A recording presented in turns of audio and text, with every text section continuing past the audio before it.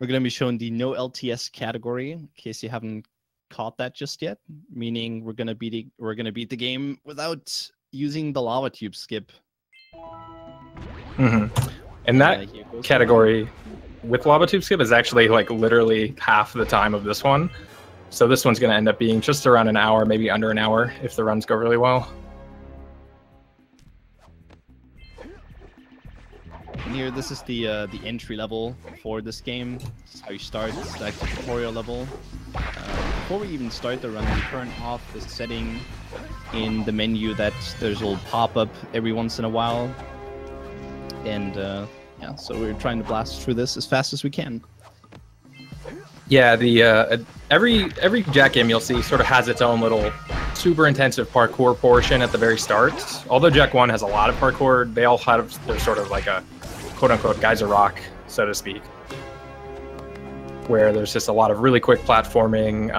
Usually this part they want to do in just over a minute. I think it's like an hour. A minute, 16 seconds is like a really solid time here. So you'll see these three runners are three, incredible Jak runners. They'll be tied up pretty close for the duration of this beginning part just because it's so formulaic and straightforward for them.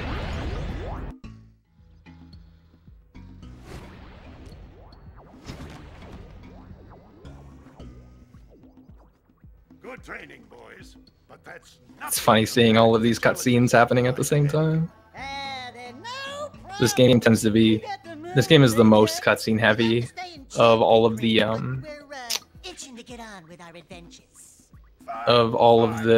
three games, just because they're not skippable in the way that they are in the other two. adventuring. Why don't you make yourself useful? My darn green eco collectors are clogged up again. Head out to the far side of the beach and clear them out, why don't you? Follow the lamps. They'll take you right there. Now, all of you, get out of here!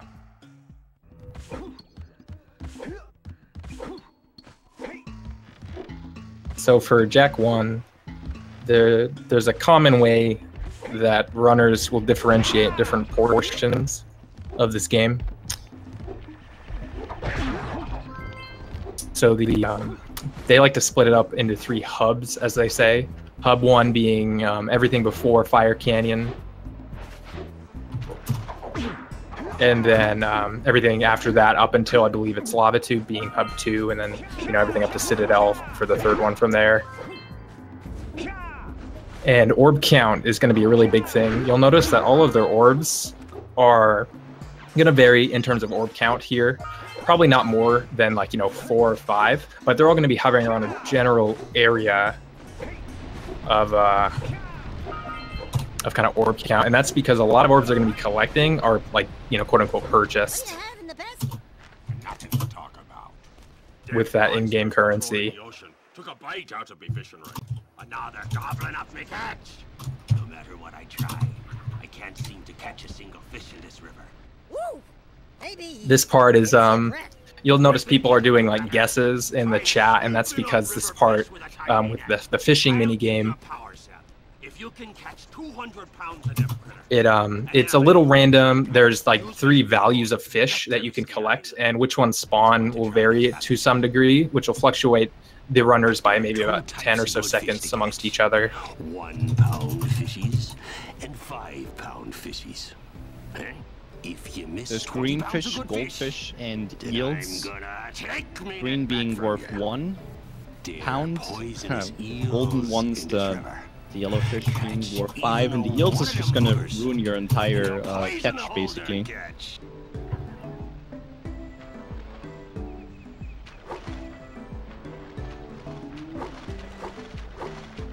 Here comes a big one.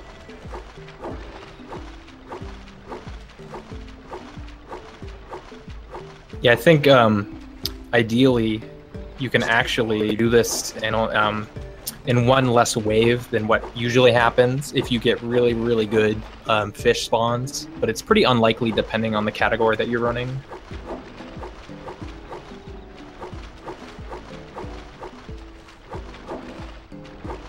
I think we're likely to see all these runners kind of be pretty closely matched for the duration of the start. Of course, or something like this game will be one of the big deciding factors at the start. Steady, boy.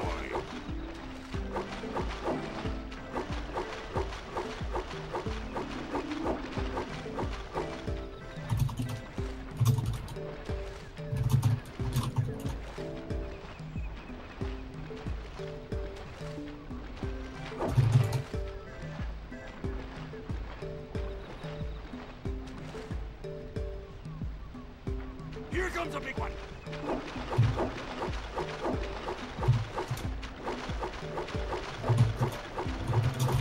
Hold steady.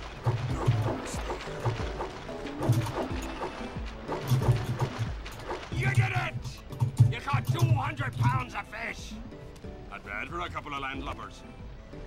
Here's the power. So we're kind of nearing the end of that portion here. You'll see they all got a power cell from that, and then from here they're going to start working their way towards this kind of precursor structure. While on the way, collecting a bunch of these scout flies, which each area is given a certain number of scout flies that if you do collect, you can get a free power cell. And not every single area it's worth it to go for these scout flies because they might be too out of the way. But in areas like this, you'll see that they'll opt for every single one because it's only 1 or 2 seconds out of the way to grab them. And that is still easily one of the faster cells to achieve in this area. Otherwise, they'd have to do much more convoluted things.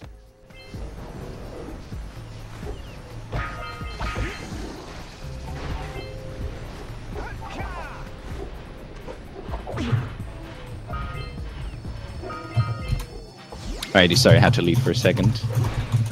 No worries.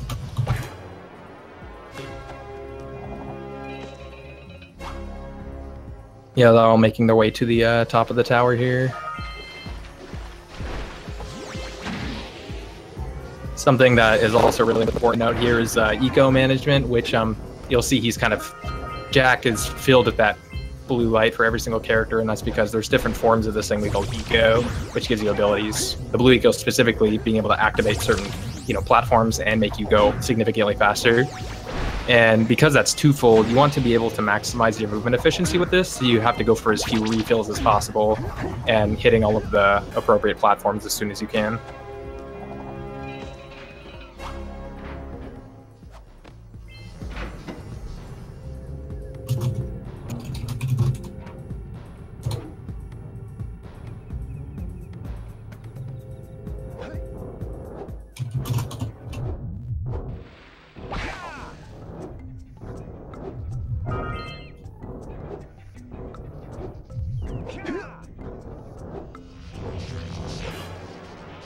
And coming up to this, at the end of this portion, we're going to actually start seeing the first, quote unquote, boss of the game.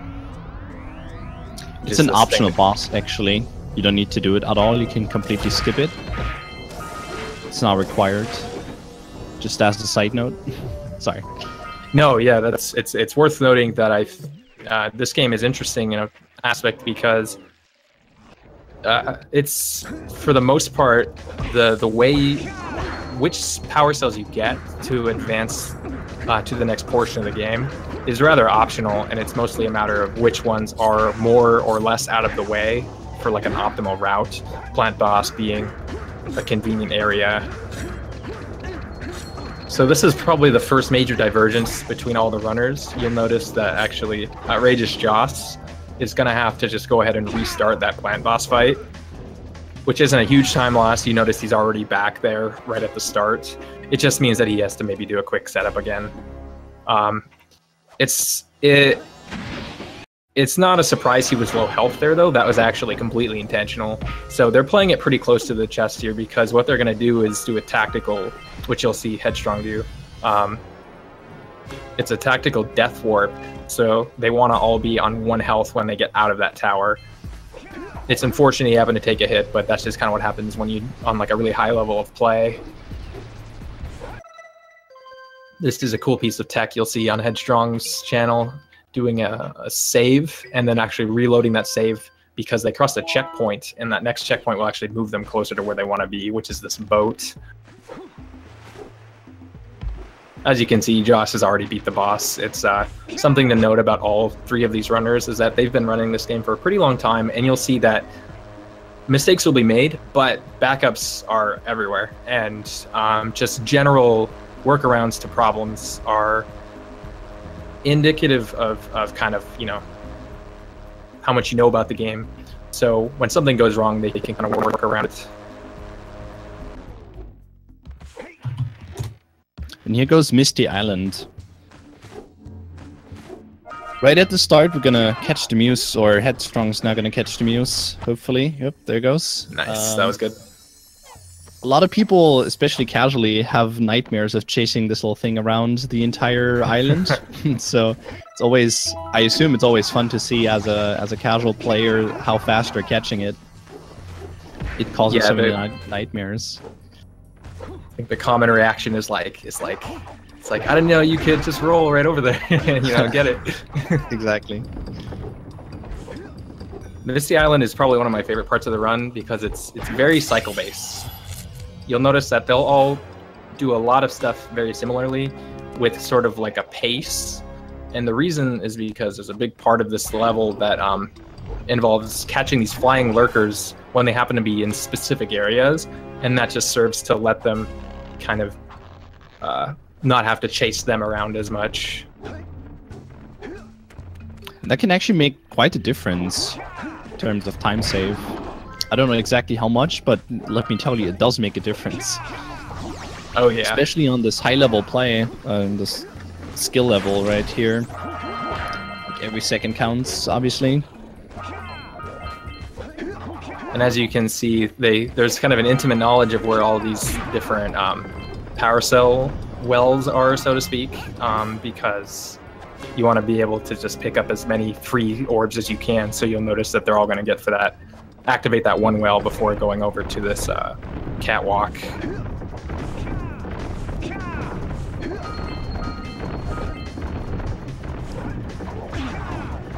And this is where we're going to see an example of why hitting those cycles is important. There's going to be some lurkers doubled up here on Headstrong stream. And after just like a quick circle spin, that's already 2 of like I think the 5 that need to be done in. And there goes another one. It's 3. It's pretty elegant to see the way they do that. Sax's spawns actually, it seems like it was a little more the spacing was less convenient for him, so he may have missed one. And I think they're good. Oh, was it? Okay, that's good. Well, it seems like it.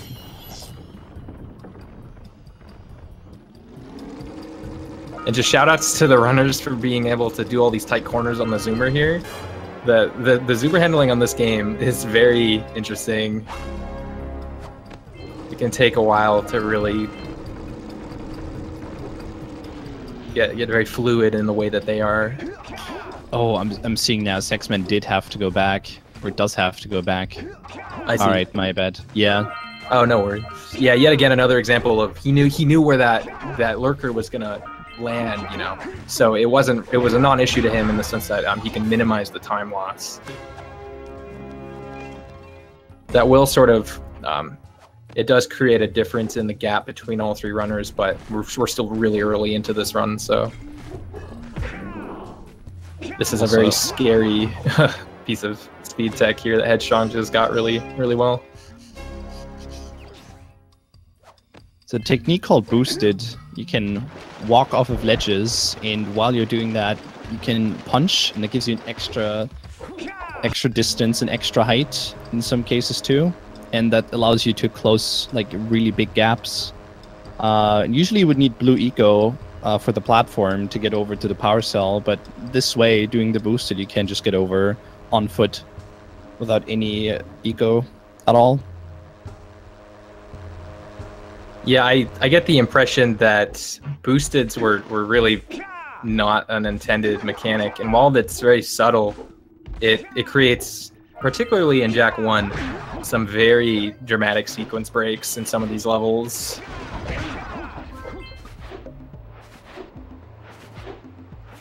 Sentinel Beach being the next phase of Hub 1.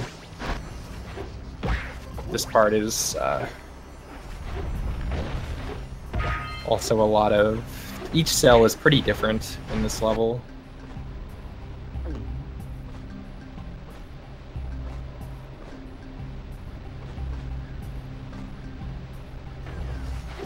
Hello there. It's my Hello. marking. So Qatar, another resident expert of Jak, is going to be joining us on the mics. Yeah. Coming to the technical stuff that those guys don't know about.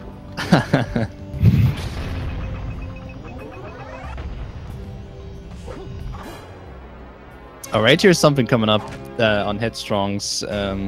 Oh, he did it already. My bad. Something that a lot of people. Yeah, Power climb, yeah. It's also something just like the Muse. A lot of people don't actually know that you can just shoot the Pelican with the cannon that's on top of that tower. So Yeah. like you literally kill the the Pelican, and you just go there, pick it up later without him chasing or without you chasing him. Same thing you just saw on Sexman's stream, and Josh will do the same as well now. He's gonna shoot the Pelican and pick up the cell and just move on to get that cell later on. Yeah, that's always amazing when a casual player comes in a new Jak speedrun stream. They're like, "Wow, you can shoot the Pelican?" Yeah, I think that's one of the more charming parts of the first game is that because a lot of it's just, you know, platforming, there are so many clever, you know, workarounds to the platforming that don't seem obvious, but... Also, what's pretty interesting to note here, that mistake that Sexman did earlier on Misty Islands with the cycle, or being off with the cycle just a little bit, did end up, you know, falling in behind. So Josh caught up basically to Saxman, and like this type of stuff can happen throughout the entire run. Just tiny things here that just make up time, and that can also lose you time in various spots. Yeah, this trilogy in general is pretty perilous. You can never really know for sure who's, you know, gonna make it out faster, because every minute or so there's some big make or break trick.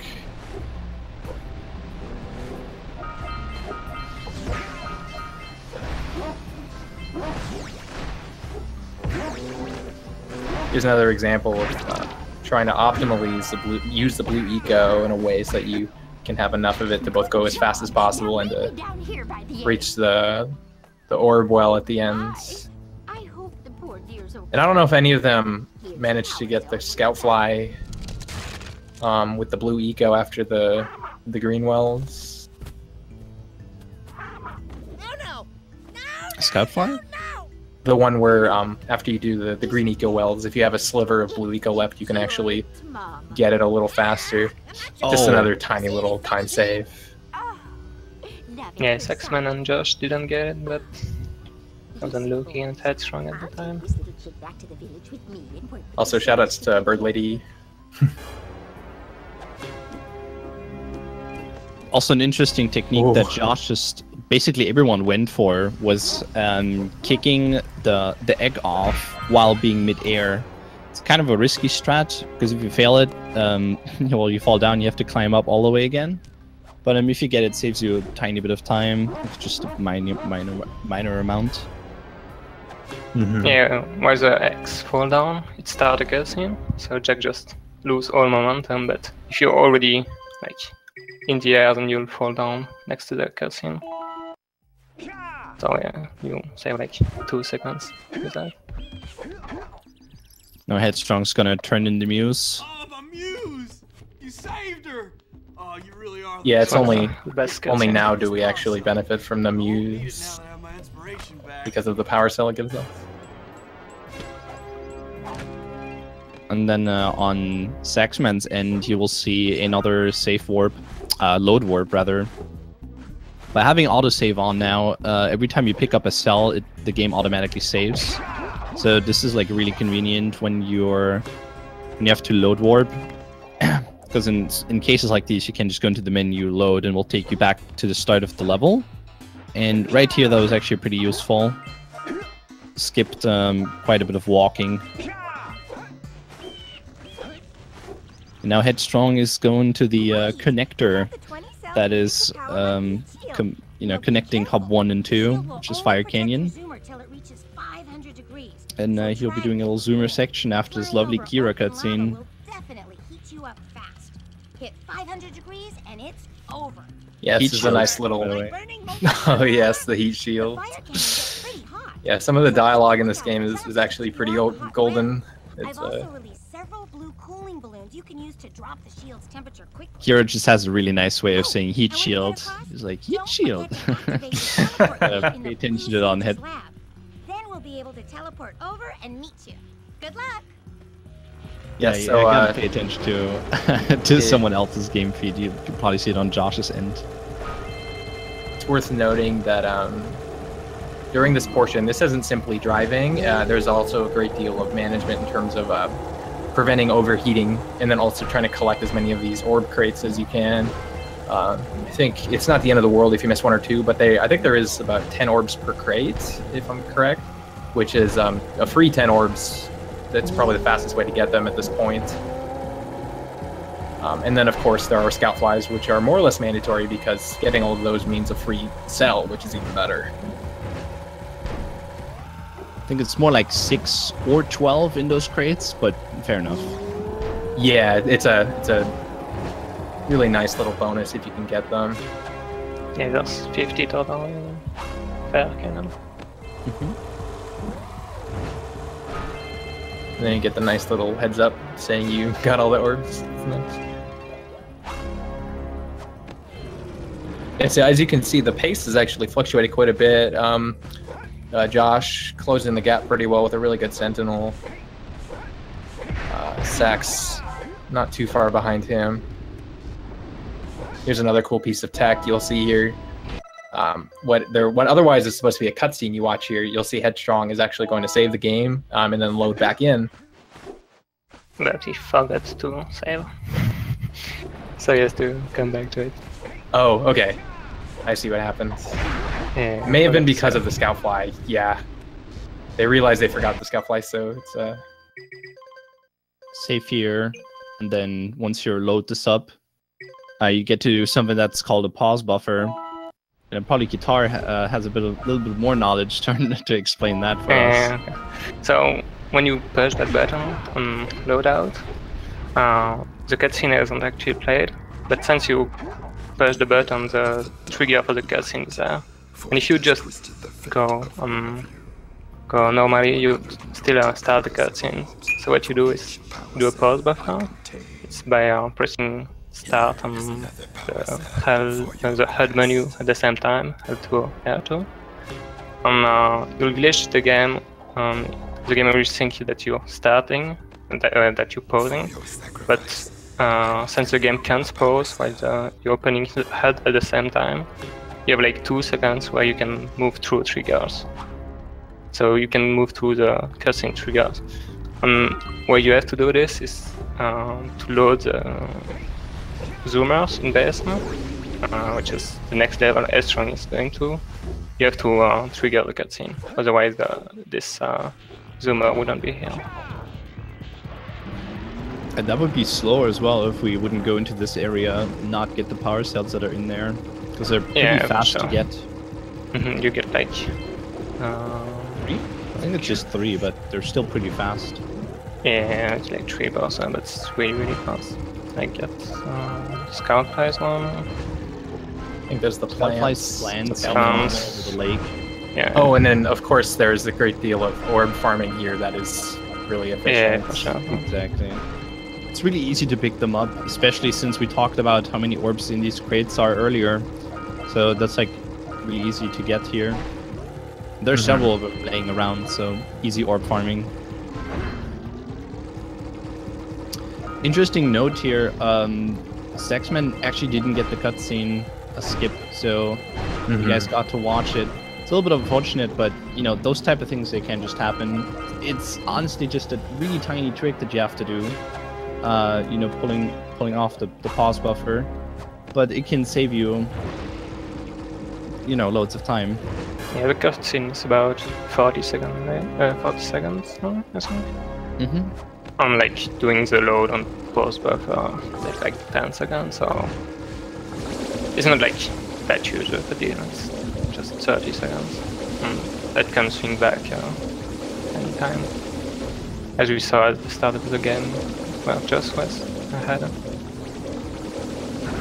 So Headstrong is doing the Eco Plants minigame. Just gonna have to sneak in with a quick second cycle there.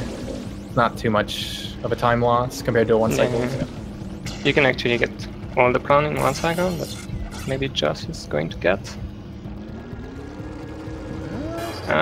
He missed. Yeah, he missed one too. Very close.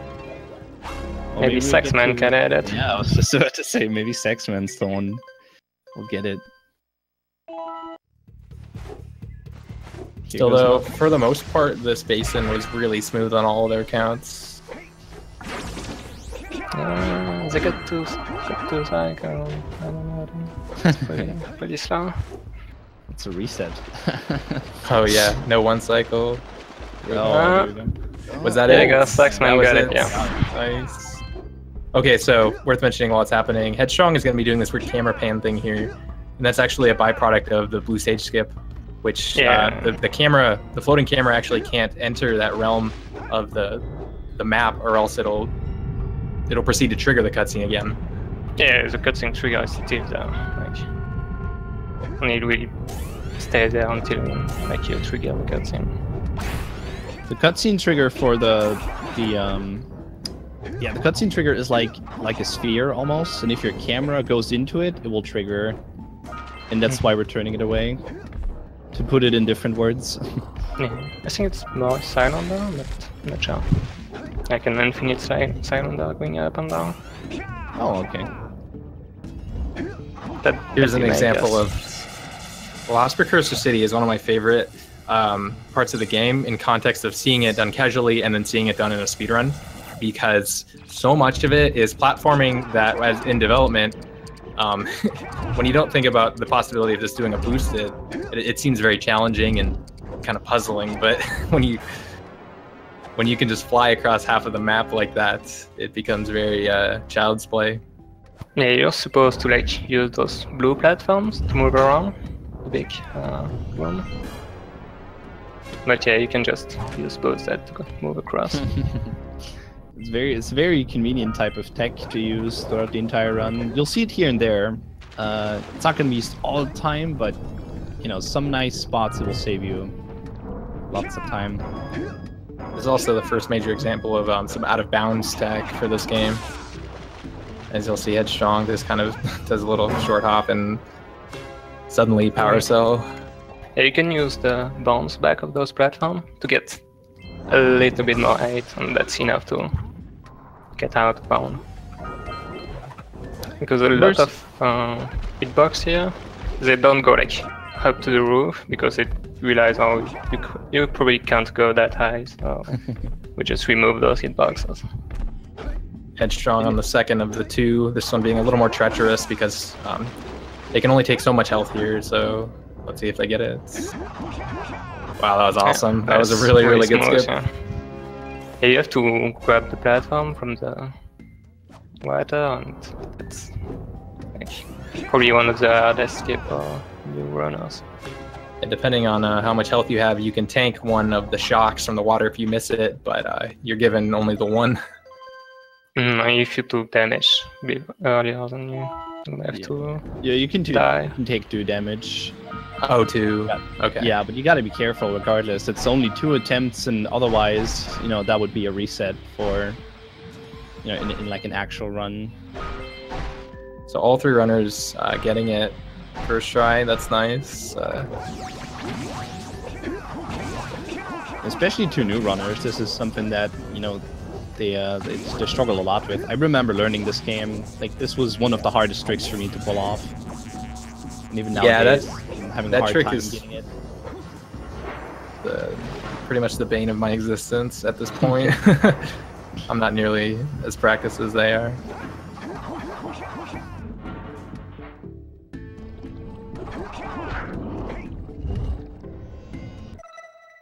Alright, Here's another example of pause buffering. Oh, if you wanted to explain, Boomer. No, it's all good. You just saw that Headstrong was going out of bounds using those platforms. You can see it on Josh's end again. See how the steam is pushing up the platform. And with that, we can just jump out of bounds again and skip half of the level. There's usually a second slide we're supposed to take, but using the pause buffer right here, we can get the power cell. And as we get it, the menu opens up and it saves for us right away. And as it did so, we just load it back up, and it will take us to the to where we were with the blue eco. And right there, we can just take the boat, what's it called? The submarine thingy, whatever it is. We can take that back up and make our way out of. So you'll notice Headstrong reset the water there, and that's actually because there's a global timer, and if you spend too much time in the water, this fish will scoop you up. Oh, yet again. Oh, he got a short, hop back out. He got like a short roll, so that happened right there. And also, yeah, you're like not supposed to be in the water there at all. There's usually a cutscene with a warrior that got, you know, his his butt beat by Claw. And like he's just all sad and stuff. And if you give him some precursor orbs, he will arrange those floating tiles for you properly. But you know, you can just do a roll jump over those, and you don't have to worry about paying those 90 orbs to him. I'm not sure if that's really a skip. I'd consider it a skip. I'd consider it a skip mostly because I think it's made easier by the fast swim technique, which isn't necessarily a casually known thing. Have you guys talked about the fast swimming? No, we haven't really yet. If you wanted to linger. Okay, sure. When you swim, you actually get a little boost as soon as you start swimming. So what you can do is you can abuse that boost by just repeating, moving the joystick. Like neutral to up, like every 5 seconds, and you can swim a lot faster, which allow you to like escape those platforms. Otherwise, you'll get eaten by the shark.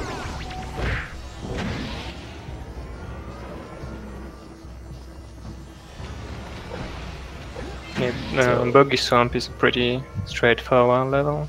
There's not many special tricks in here.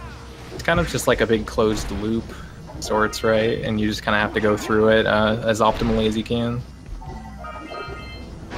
Although I would like to note that this is that this can be a really hard level at times. Just there's like everything can damage you in this level. Apparently there's so many ways to die, and just taking a death here would be a huge time loss. Yeah, this area really takes advantage of like inanimate objects that can deal damage to you. Like all like the little vines on the sides and all the swamp water, and basically if you touch anything. Yeah, it's another area where you farm a lot of farms too. Oh no. Josh Headstrong like died right now. Oh wow, you're right. This is a funny little sequence break. You don't need to actually destroy that boulder, you can just jump on the side of it. Although Sack's not too far behind as well, they've all sort of balanced out. Usually you're supposed to take the red eco or the yellow eco from the that we just saw earlier on the segments, and you're supposed to take that and destroy the bull rock with it, but there's like a small little gap where you can just take the blue eco with you and stand on it and get the boost up regardless. So that's pretty neat.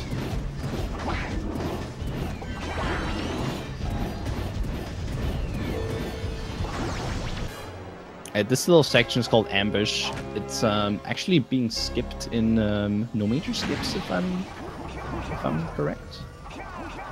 I'm not sure. Oh, interesting. Headstrong went for a 1 frame, and he got it too. Like he went over the level in a different way. Oh, that's crazy. Josh and Headstrong are like really on par right now.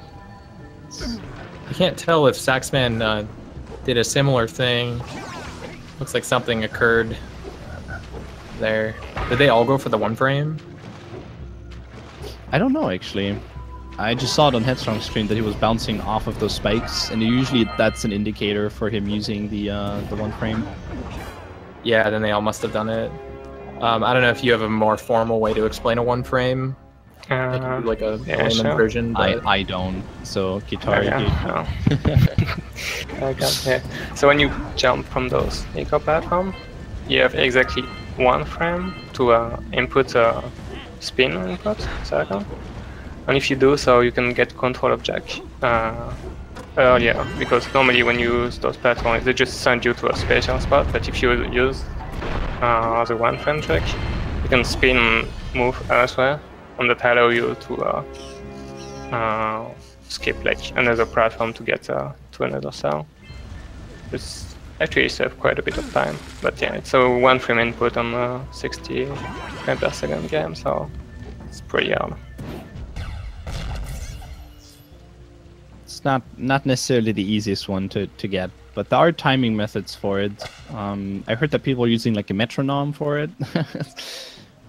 Yeah, I think Saxman has mentioned that he has like a metronome strat. Puts up the metronome and just gets the thing pretty consistent. Yeah, since it's exactly 15 frames after the example that you have to hit circle and put. If you have a metronome set to the right beat, then you can just press X and then circle on the next beat. So... Looks like Josh actually pulling ahead by a few seconds here. Yeah, and that's also finishing. That's also finishing a Nobuggy Swamp for him. Yeah, and Headstrong didn't really make any major mistake. No major mistakes.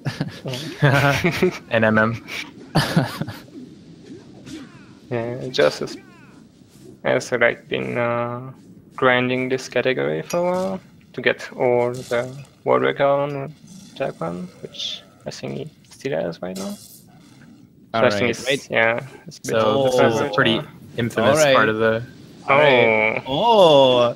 Okay. Well, yeah, it seems like both Josh and Headstrong.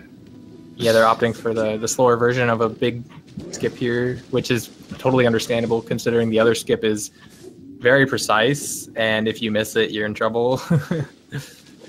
So right here, there's this boss fight, Claw, and you're supposed to fight him actually in like a casual playthrough. You can't get past him, but this game has some really broken mechanics at times, and one being the so-called idle deload. Jak does an idle animation every 30 seconds, and when you pause, or when you do an input on like exactly 30 seconds, the game kind of like it loads back an area you previously stored, and we stored Mountain Pass, which where Claw was in, and by getting past this little rock and standing on it for 30 seconds, doing an idle deload, it will look for the closest checkpoint in that area that we were supposed to be in, and that just so happens to be behind Claw instead of in front of him.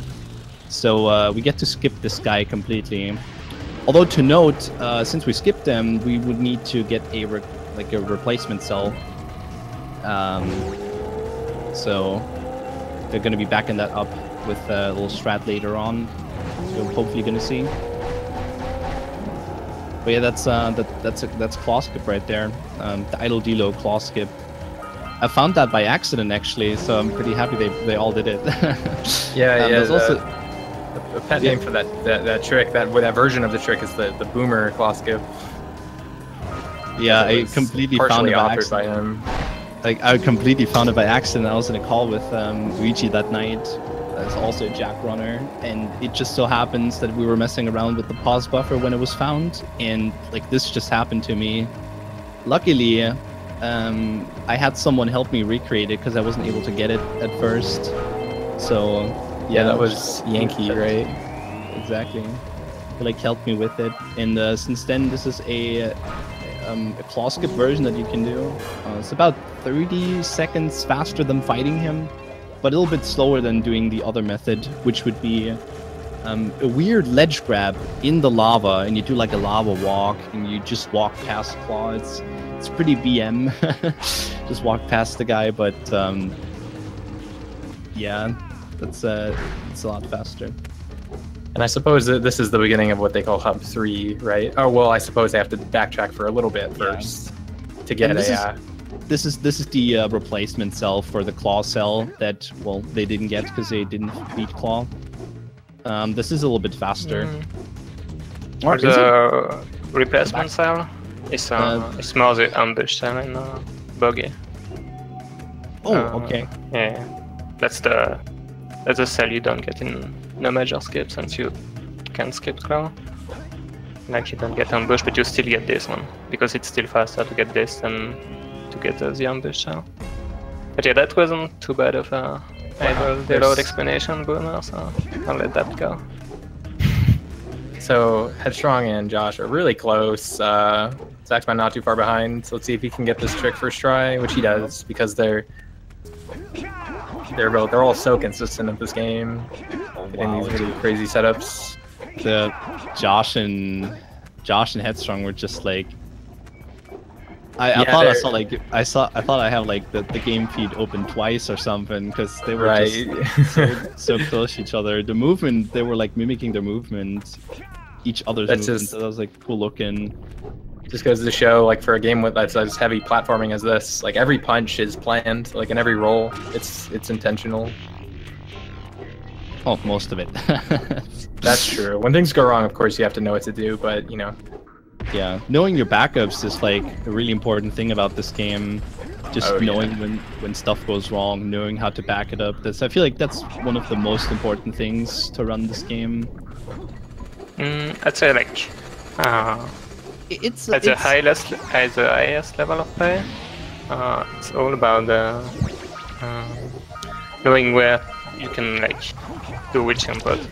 Because a whole jump will always be that set distance, and a punch, depending like how long you punch, will be that set distance. So for the really top runners, they will always do like the exact same movement. And then what like vary between top and very top runners will be like how fast they can chain all those movements together. But yeah, it's a lot about the spacing, like knowing which movement you can do where. Yeah, it's probably more about spacing than about knowing how to back it up. Because if you get everything first try, you don't have to back anything up, right? But for the race setting, of course, you still need to some backup.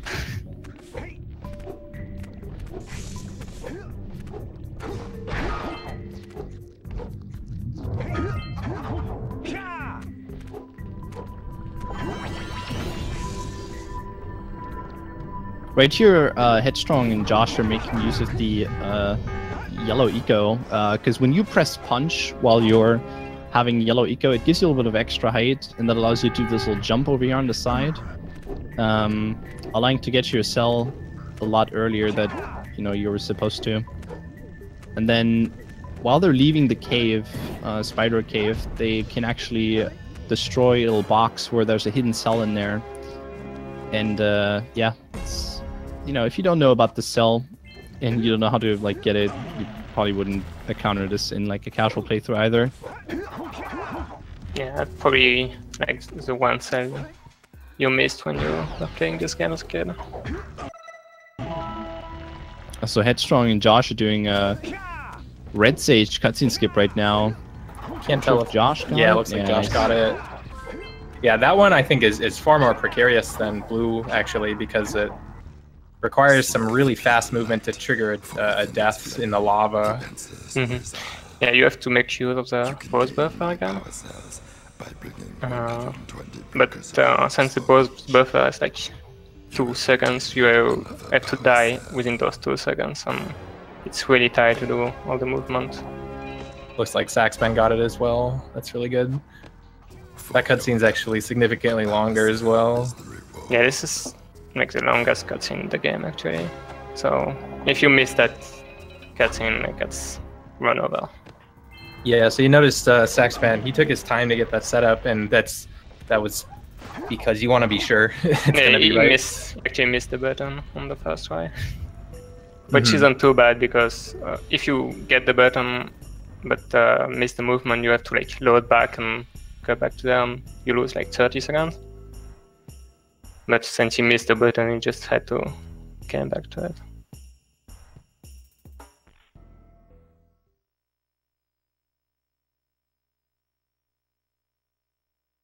Snowy Mountain's a pretty interesting part. This is where we actually get to employ another vehicle of sorts called Flut Flut. It's like a otherwise we would have utilized in. Jak 2 match. Jak 2 too much then. It's not a vehicle. It's a vehicle, don't worry. Yeah, it's. Get in the car. What was I going to say? It's something you actually have the option of using in Boggy Swamp, but because of that trick with the yellow eagle we mentioned where you get height, you can just avoid using it entirely.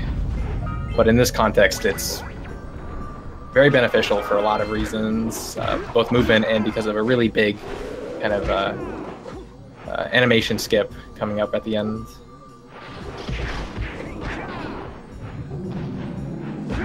Yeah, this level is probably one of the most technical level in terms of movements. Wow, Headstrong getting Like, that really smoothly. This punch, like Headstrong and Josh just got right now, is very precise. There's another strat where you can zoom all down, which is slower, but those guys don't mess around.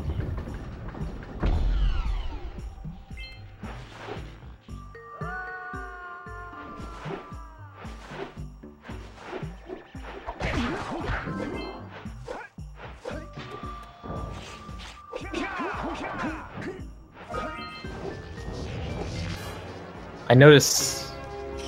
I don't know if Josh opted for an alternate route here or. Let's try actually try something what you can do on this cutscene. You can get out of this cave. That's like a 2-frame window where you can do an input that is really hard to do. Let's see if Saxman gets it. Yeah, it looks like he has to go for the same trick. Oh, but that's like an attempt. That's what can go wrong, basically. Like if you do an uppercut there, it can look like that. But if you do it right, if you time it just right, then you'll, it will shoot you up, and you'll just go through the ceiling, skipping actually quite some walking. I want to say it's like 10 seconds almost. Well, if you do the boosted toward the infinite jump in the wall. Oh, well, yeah. Okay, maybe then not. It's not but that huge. Like it's maybe 5 seconds. But yeah, it's a 2-frame window. You have nothing really to time it out. Like the 1-frame trick on the Blue Echo platform, you can time it with your jump, but that one you don't have anything to time it with. So it's like it might be 2-frame versus 1-frame, but it's probably much harder to get. Put up a metronome at that. Yeah, it's all these different tempos going all over the place. You have one for your 1-frame and then one for your 2-frame.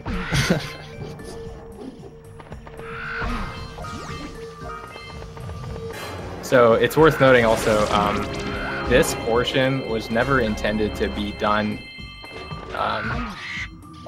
using Flut Flut, really, because right when they pick up Flut Flut, you saw they did this weird kind of wall walk where they kind of jumped all over the place, and that was actually to leave this invisible boundary that creates a much more fluid progression through this level if you can opt to use it. Nice. Do you guys have issues as well? All right. I just refreshed it and inspect. Yeah, inspect. All right. Well, I did refresh it. It was still showing the same thing already. Probably mine had a moment of hiccup, but yeah, I have that too. It's fine now. Should be Gucci. Okay, so one thing you saw on Saxman's stream there is that he skipped a cell cutscene. It's actually like the only cell cutscene you can skip like that. You actually move the camera. It will deload like all the item for some weird reason, and if you do it just as you get to the cell, then it skipped the cutscene.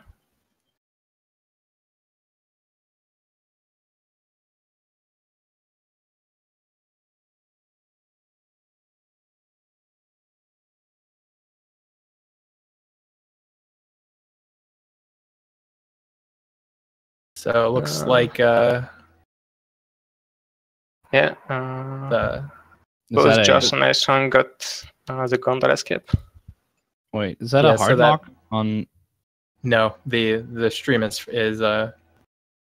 Oh, okay. Yeah, being reset. technical difficulties. I think it's just to level out all the times. Oh, I believe. okay. So they're gonna let Headstrong go until it hits 34.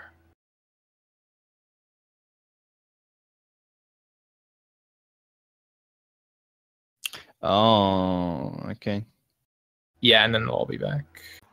So Oh, what they no. just did is that normally you have to take the gondola back, but that's quite a long cutscene as you saw when they were up the gondola.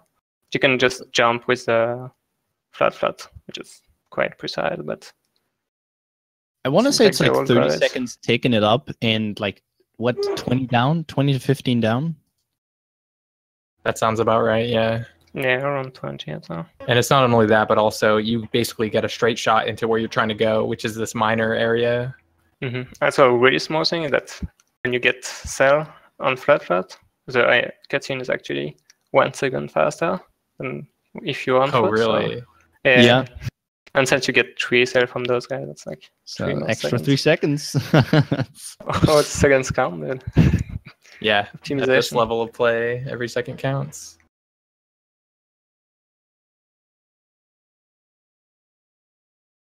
Yeah, then you can just load away, get off flat, because if you keep being on flat, as you saw, it was invisible, and you load another level where flat doesn't exist, and the game will hard lock or soft lock.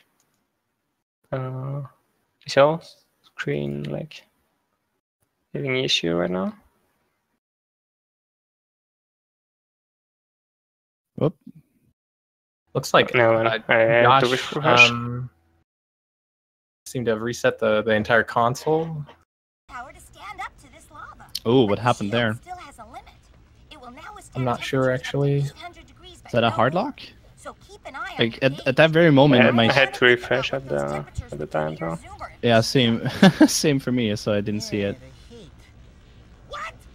The silver? Oh yeah, but let's take, get like, custom restarting the mods. console here can take you a lot of time. Look, I've released more cooling balloons into the tube, so you can use them to keep. This is the infamous lava tube coming up that Headstrong's about to enter, which is the what the whole like in the true 80% routes. There's another way to get through this area that doesn't require using the zoomer, which also allows you to collect much fewer power cells, but that's for a different time. You normally have different to collect 72% to get through here, which is what they did in this category. But yeah, in the true 80%, you don't have to collect those 72%, and you don't have to collect the 45% to get out of Hub 2. So that's why it's a much shorter category. Also, when I was young, I had no idea about that little shortcut climbing up that like lava river. I think That no was one knew. Completely new to me when I started think learning no this one as a speedrun.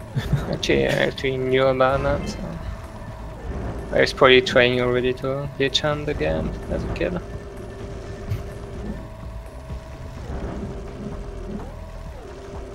Yeah, don't know what happened to Josh.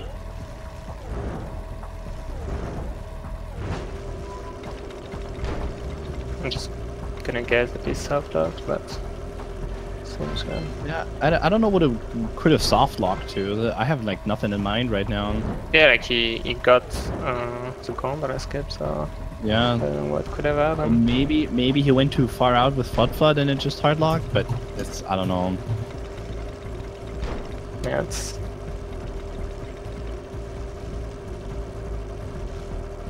Yeah, he was like right ahead of Headstrong though.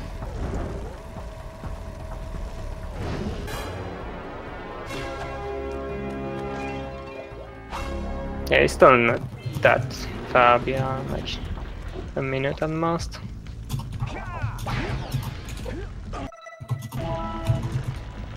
Okay, so you can see it's on screen that he made use of the pause buffer to skip a cutscene again. He's going to do it again here. Since the checkpoints are kind of messed up in this area, it's actually spawning back at the very top, where he does yet another cutscene skip to get to the final boss. And I actually think Becoming Boomer are going to be doing the Jak 2 runs. I'm going to opt out of the commentary, so I'll just get ready. Qatar can go ahead and take the mic. We should have our commentators for the second game in here pretty soon. So yeah, I'll catch you later. Good luck, dude. Thank you. Thanks again for hopping in on the mic. No problem. Eco won't protect you now.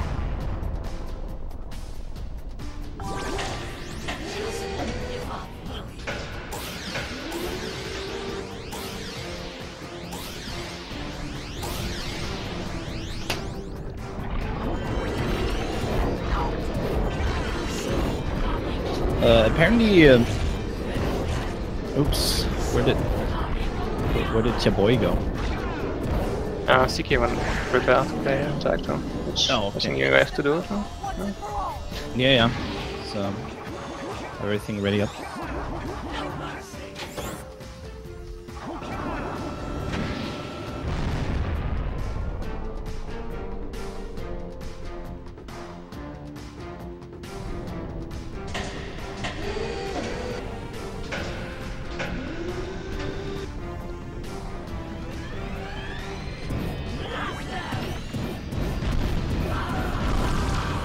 Right, I guess I'll be leaving as well. Okay. Good luck. Thank you. And the final boss is pretty straightforward.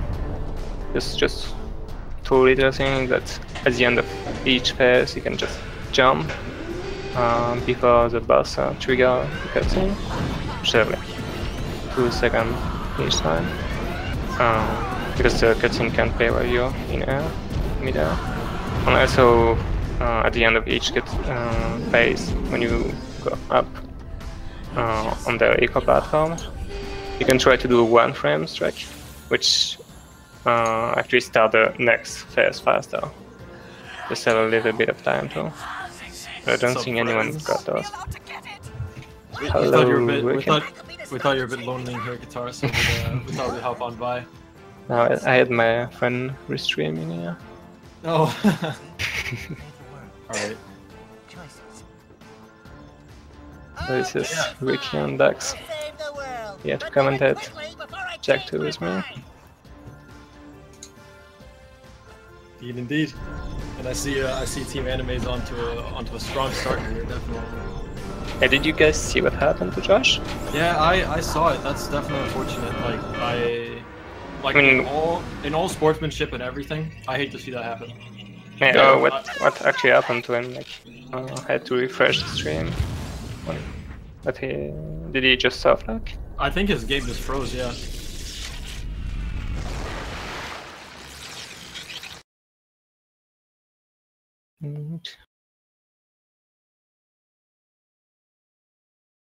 Headstrong closing it out. Pretty cool. That's what I want to see. Do you guys have the right stream to commentate? Or? I need the Chrome fix. So give me a second. Okay. I got it. Ready?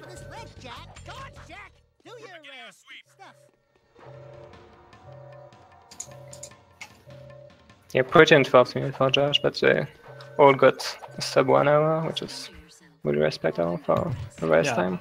That's really good. That's definitely good. Hold on, I can't quite see the streams yet, so I'm going to... There's a fix for it. Hey Rob, howdy. We got CK already starting Jak 2, and he's doing escape.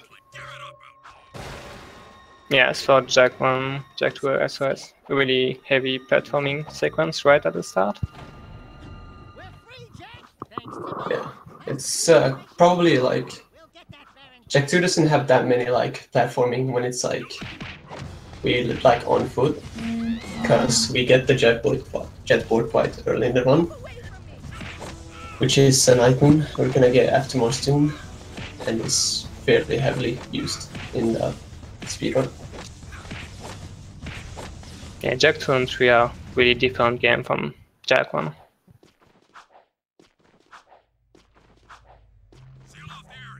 They were really heavily influenced by GTA.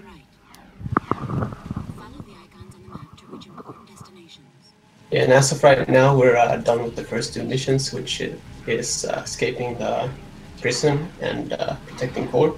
So what Siki now is gonna do is a skip where he's gonna skip past 2 barriers, which is gonna get him outside the palace, where he's gonna do a skip into Mars Tomb, which is gonna percentage swap him quite far into the game, which will allow him to, of course, get further into the game and also give him like a lot of items. Yeah, how this game works is that if you get in a further mission in the game will think that you have done all the mission up to that point, so it will give you all the items and will just be that much further in the story. As you can see, Siki right now is like going out of bounds to skip a few barriers. Yeah, and he's now past the second barrier and will be coming up to the palace soon. Yeah, if I may mention, the early game for this game is extremely out of bounds heavy. The fact that you're constantly hopping into a point in the game where the game developers wouldn't like you to go. So for those who are kind of confused about what's going on here, we're just basically skipping ahead a lot in the game like what the other guys have been mentioning.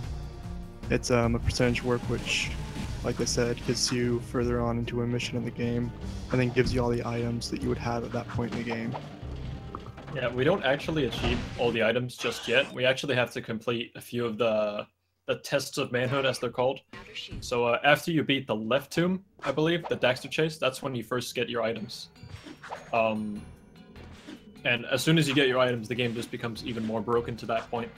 But whenever you do enter Mars Tomb, the only way to progress the story from here on out is to complete both the tests of manhood to unlock the boss of the area, which is Baron Praxis. Mars Tomb skip is overall, I think, the biggest skip next to Temple skip, I think, or like the extended 91% Temple skip or whatever in Jak 3. It's really big. This one definitely saves yeah, this one an hour. This one goes up to like 60% of the game, and Yeah. the one in Jak 3 goes from like 10% to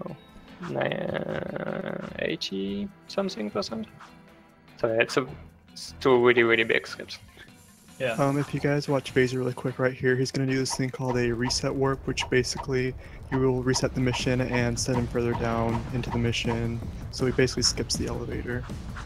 Yeah, just like in Jak 1, these are kind of like load warps of sorts. It just basically puts you further into the level or in more convenient spots to save more time over walking the normal way. You'll be seeing that a lot, actually. Yeah. Both in forms of resetting and death warping. Yeah.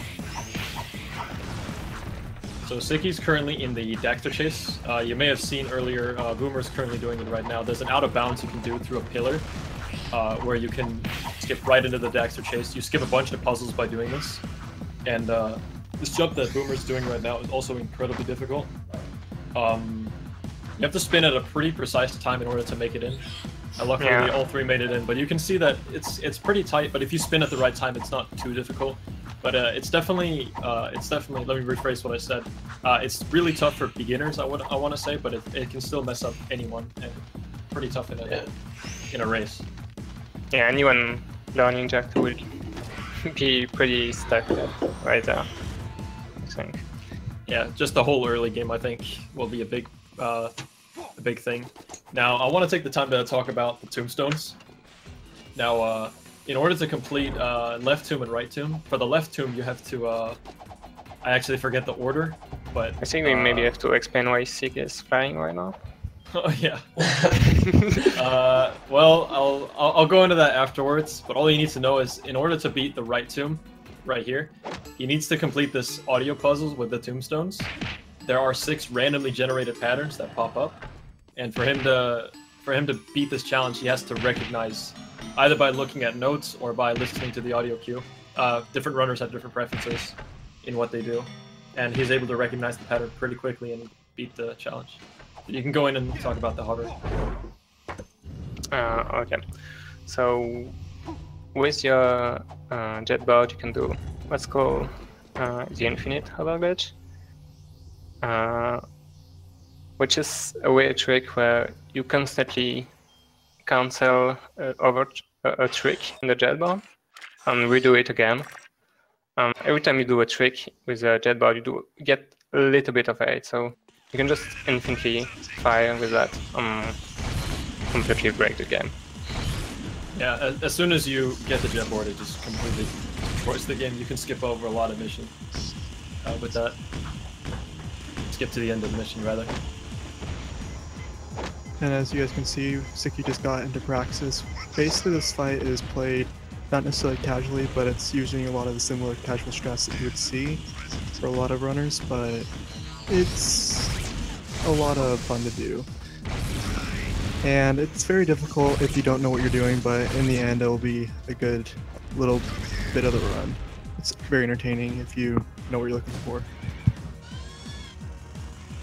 The final phase of Praxis is, in my opinion, one of the harder parts about this fight. The other parts, the first and the second phase, are pretty much identical. They're not really that tough, but this last part has similarly the bombs dropping in pretty random spots. What Siki's gonna do is he's gonna like stand in specific spots. All the runners actually are gonna try and stand in specific spots in order to let Praxis shoot bombs in inconvenient spots, and that is really good luck because Siki just got really good luck on that. Yeah. Because as you can see, Praxis can shoot the bomb all the way across the arena, and you'll have to go all the way over and hit it. And sub 9 for races, I'd say that's pretty good. Yeah, that's really good. That's a really good Praxis.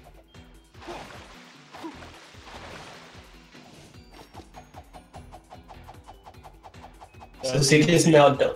You go ahead. Yeah, Siki is now done with Smart Tomb, and he's leaving. And here's really where we start using the jet board and the hover a lot. And from here we're gonna do a bit of movement through the city. For some parts, using a zoomer is faster, but because of death warps and hovers, we are mostly gonna be seeing jetboarding through the city, which I personally find is something that makes the run like a lot more fun.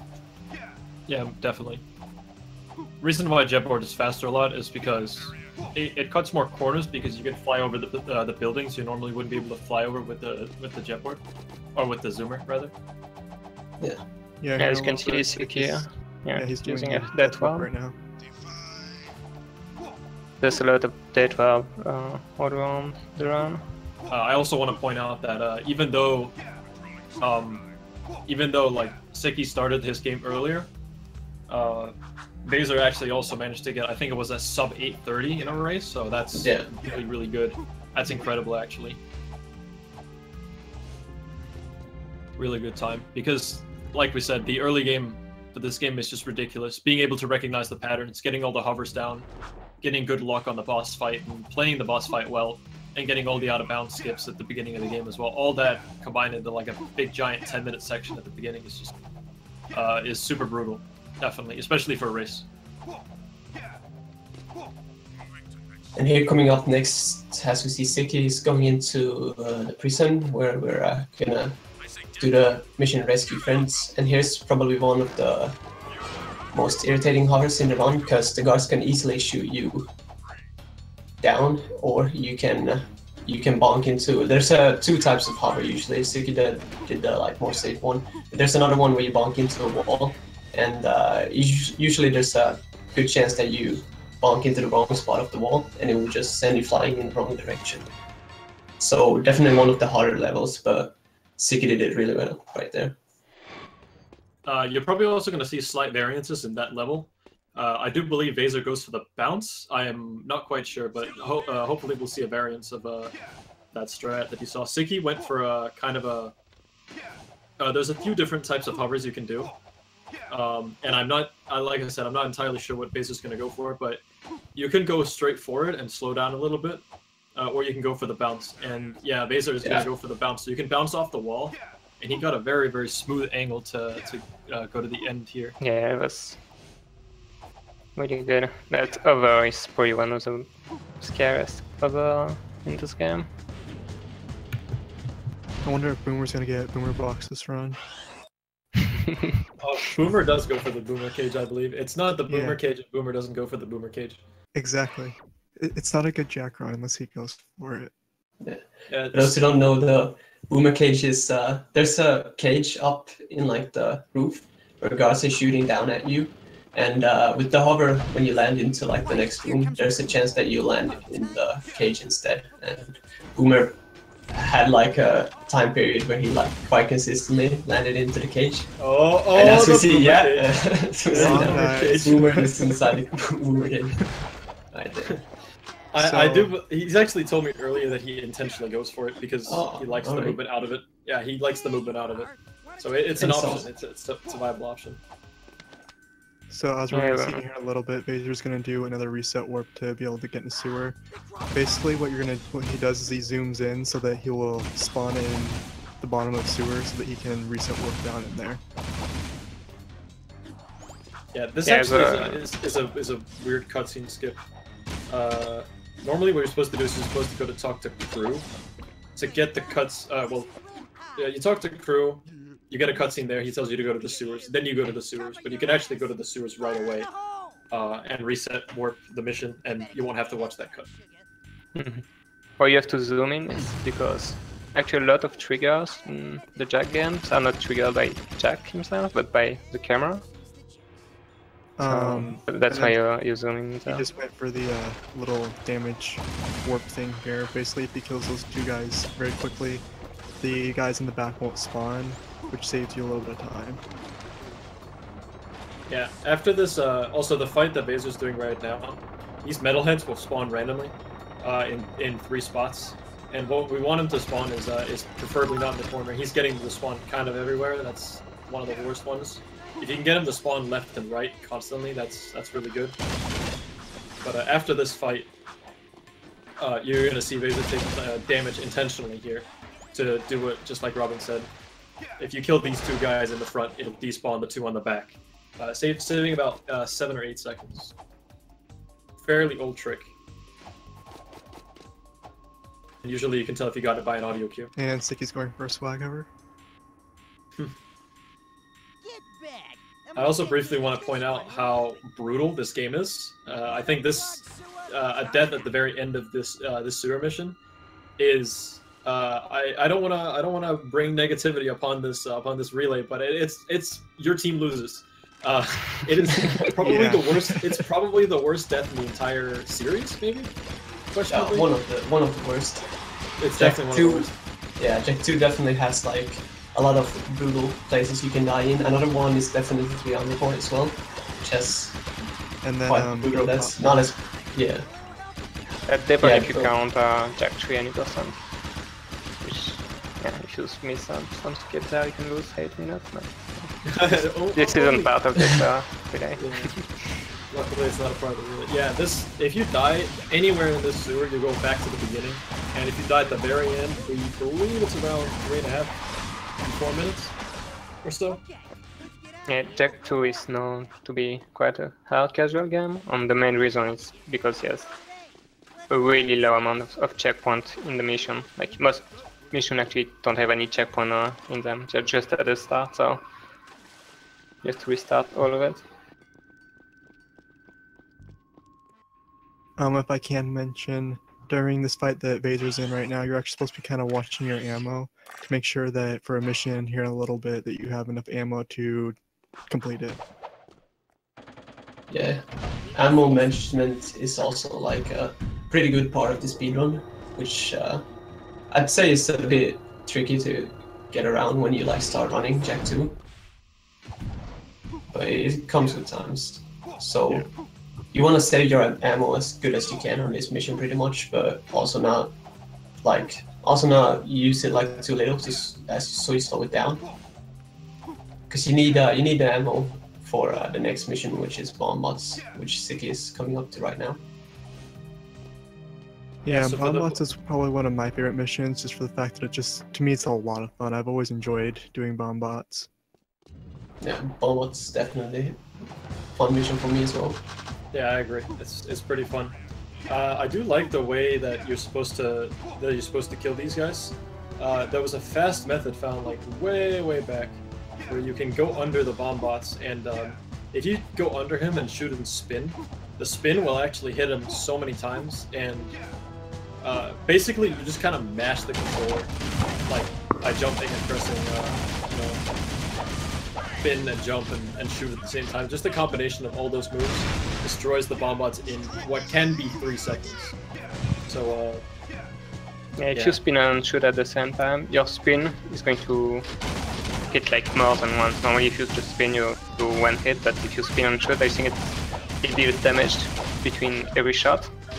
So just an incredible amount of damage, and as you can see, like second bomb bot went down really fast for Siki. Yeah.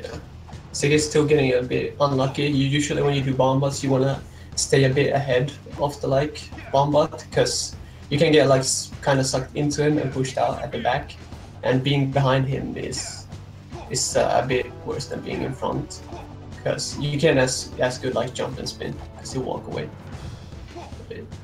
I want to also point out, I think Vaser went for the hover. I was actually just about to say this. There actually is a hover you can do for this mission that saves about 2 seconds, I believe. Something extremely minor, but it's also really hard, which is why you may have not seen Siki go for it. It's really minor. It's pretty tough. Vaser also hit the fall damage, so it probably ended up not saving time. But it also means you take a different route. So the bomb bot he is killing now is the one that Siki killed first. Yeah, it allows you to do the bomb bot in this really slightly better route, but it's so pretty out of.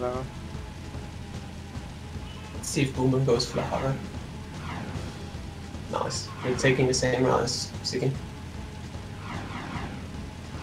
Also, on Siki's screen, this is one of the clips all the viewers love. You can just drive through that wall. We don't really know why, but they just kind of ignored it. They just didn't make that part solid. So yeah, you can just drive through that wall. I do believe you do it twice in the run, because you have to come back to the stadium later. Yeah, you can talk about the race. I just wonder how someone found that. I'm just still curious. Was someone just driving straight into a wall at one point? I think it was actually Tom Jack, way back. Okay. I copied it from him back when I was running. Tom Jack is a really old Jack runner, which found a lot of stuff on Jack 2. Yeah, he found a lot of stuff to Jack 2 and Jack 3 as well. I find it pretty interesting too that you can only do the clip where you drive through the wall if you're on a zoomer. If you're on foot or on the jetboard, it won't let you clip through. And there's another wall as well, or there's some other walls, but at least 2 where it will allow you to walk through the wall but not drive through a zoomer instead. So it's the other way around. Okay, so I want to point out that Boomer, after killing the last bomb bot, he was actually on the right spacing to potentially do a small hover over the wall. There's a few city hovers that you can do. Basically just small hovers through the city that can save potentially 1 second if your spacing is right or whatnot. But sometimes the risk is not worth it, which is one of the things I like about this run as well, is not usually every runner doesn't do everything the same. There's going to be minor 1 second time savers here and there that people do. There are some hovers that people consider worth, and there are some hovers where people consider not worth, kind of thing. Yeah, this is a big difference. From Jak 1, where Jak 1 is almost all about the spacing and almost everyone does the same movement, but that's who is doing them better, that's going to be the better runner.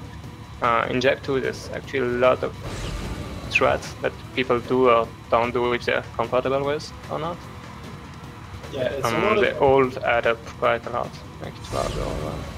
It's a lot about the hovers, about the ammo management, about the small tricks, about the racing too. Yeah. One example is right now Siki is on his way to the Peacemaker, and this section, the first one, is actually fastest on the jetboard because you do a hover over the wall. But Siki chooses to take a zoomer instead, which doesn't lose much time and usually is safer in a run too, because there's a lot of things you can bonk into with the hover and just going with the jetboard through the city. Yeah, jetboard Yeah. Jetboard and zoomer around the same speed if you like are on the very fast speed with the jetboard, but it's so much easier to go through the city on the zoomer because you can bonk on everything with the jetboard.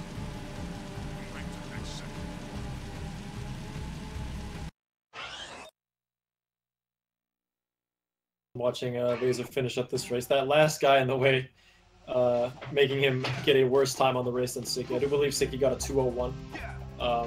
The low twos, like anything like sub 2:03, sub 2:04 these days, is pretty good. Siki got a 2:01 and Baser got a 2:03.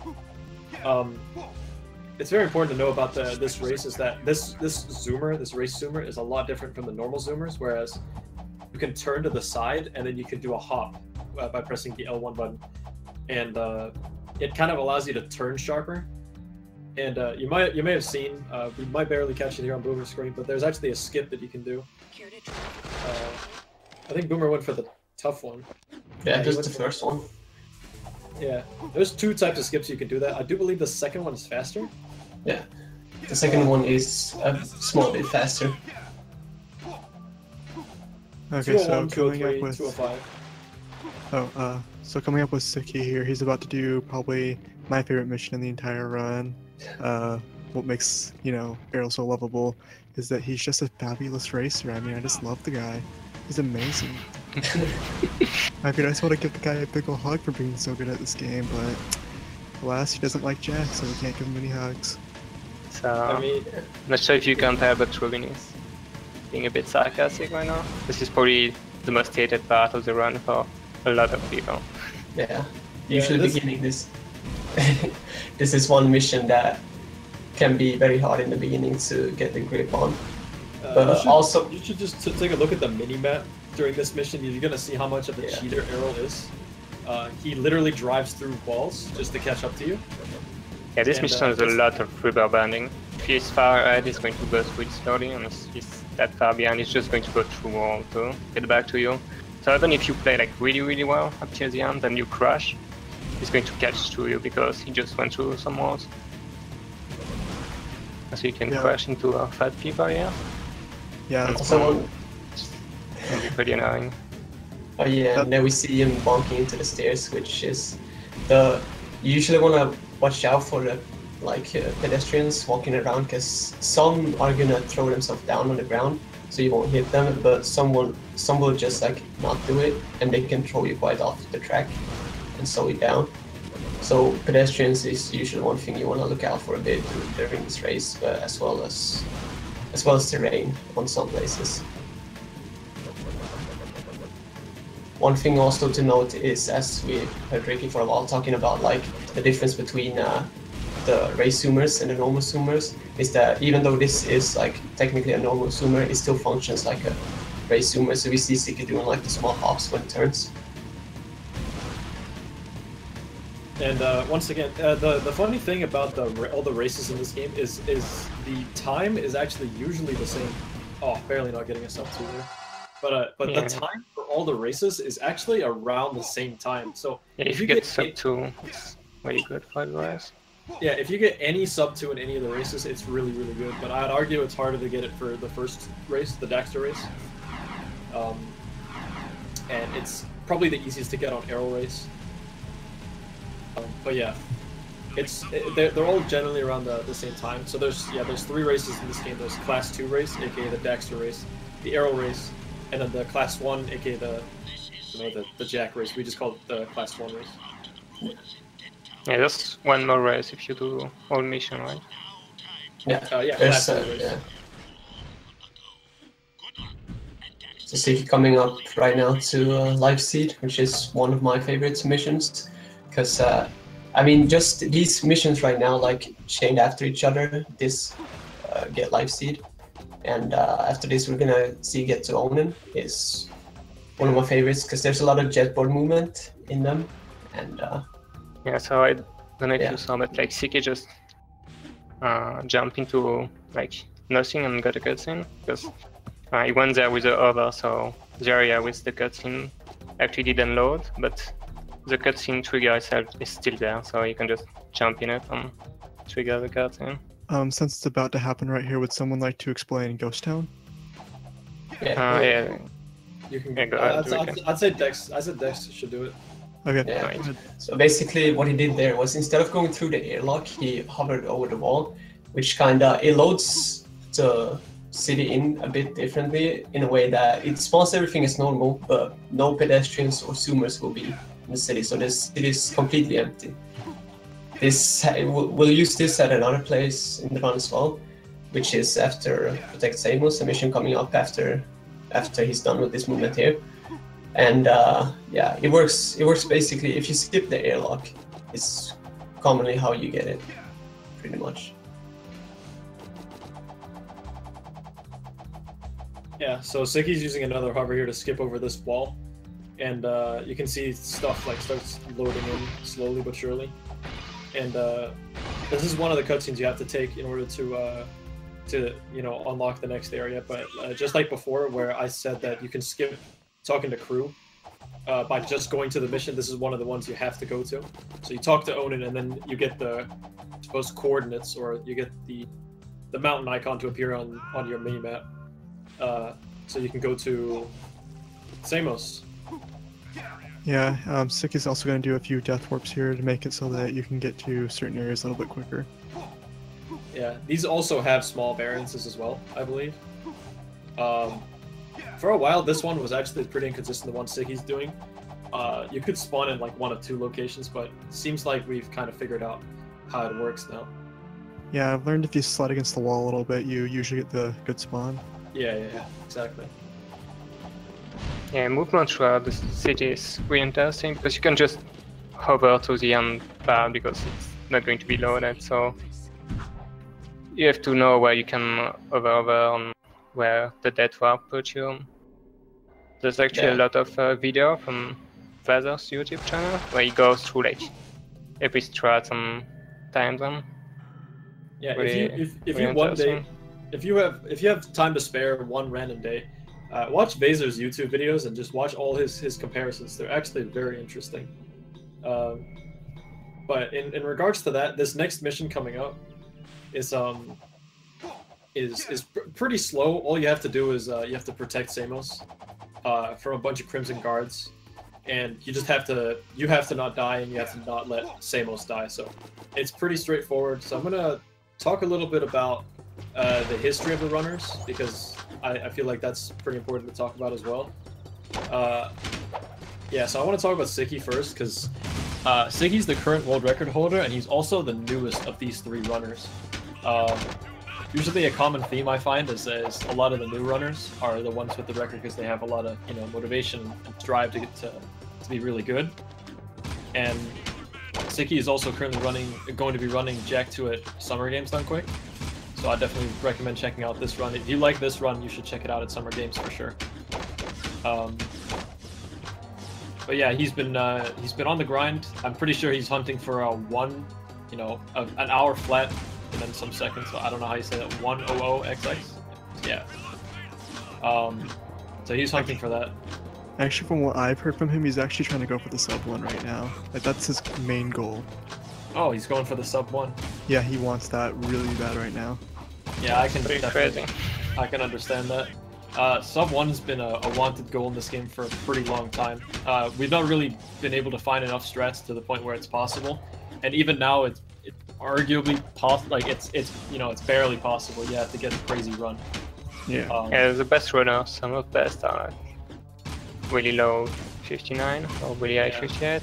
High 58, yeah. And there's also too. Yeah, the engine involved in the game. You can't always go for the high risk strat. So a minute is really small time, so it's really hard to get sub 1 hour. But yeah, as for Vaser, I want to say that he's the methodical lab rat of the game is how I want to put it, because he's definitely the one that's put in a lot of time in knowing exactly which is the best. He's the big brain. He's the grandfather of the strats for sure. Yeah, I'd say Vaser is. Yeah, you go. Good. Okay. I say Vaser is the guy that has done the most for Jak too. Yeah, definitely. He was. He's up there with Tom Jak. Yeah, he's the third like serious runner of the game. I'd say, like someone who's actually tried to push the game far. Back when me and Tom Jak were pushing the game back and forth, and the game was around about an hour and 20 minutes or so, Vaser actually wanted to invest time into it, and that was good to see. Man, Boomer's gotta get close there on that platform. Oh, okay, it's just he's fine. He's casually strolling along. He's fine. He's just. I've never seen that one being that close to the edge. He's Boomer would say, for a boosted at the end. It's a good stretch. As Boomer would say, "Don't add me. I'm chilling." Anyway, Siki just did another indication of, well, not another indication, but he did another version of Ghost Town where you can hover into the city, and no one would really be there. Yeah, these next 3 missions are extremely scary for any runner who's trying to be serious about this game. Yeah. So does anyone want to talk about the Lurker Warp? The Destroy Tower. I think Dex should do it. Okay. He's the one that found it, so... Yeah. True. So basically what you do is you pick up the Lurker mission, which is basically to free 6 Lurkers and bring them to a specific place, so they get out of the city, kinda. But what we do is we pick it up and then we drive to another mission, which we also had at the time. We won't see the icon here, but we still, of course, know where the mission is, and it's still there. And for some reason, the mission does still activate while when we get there.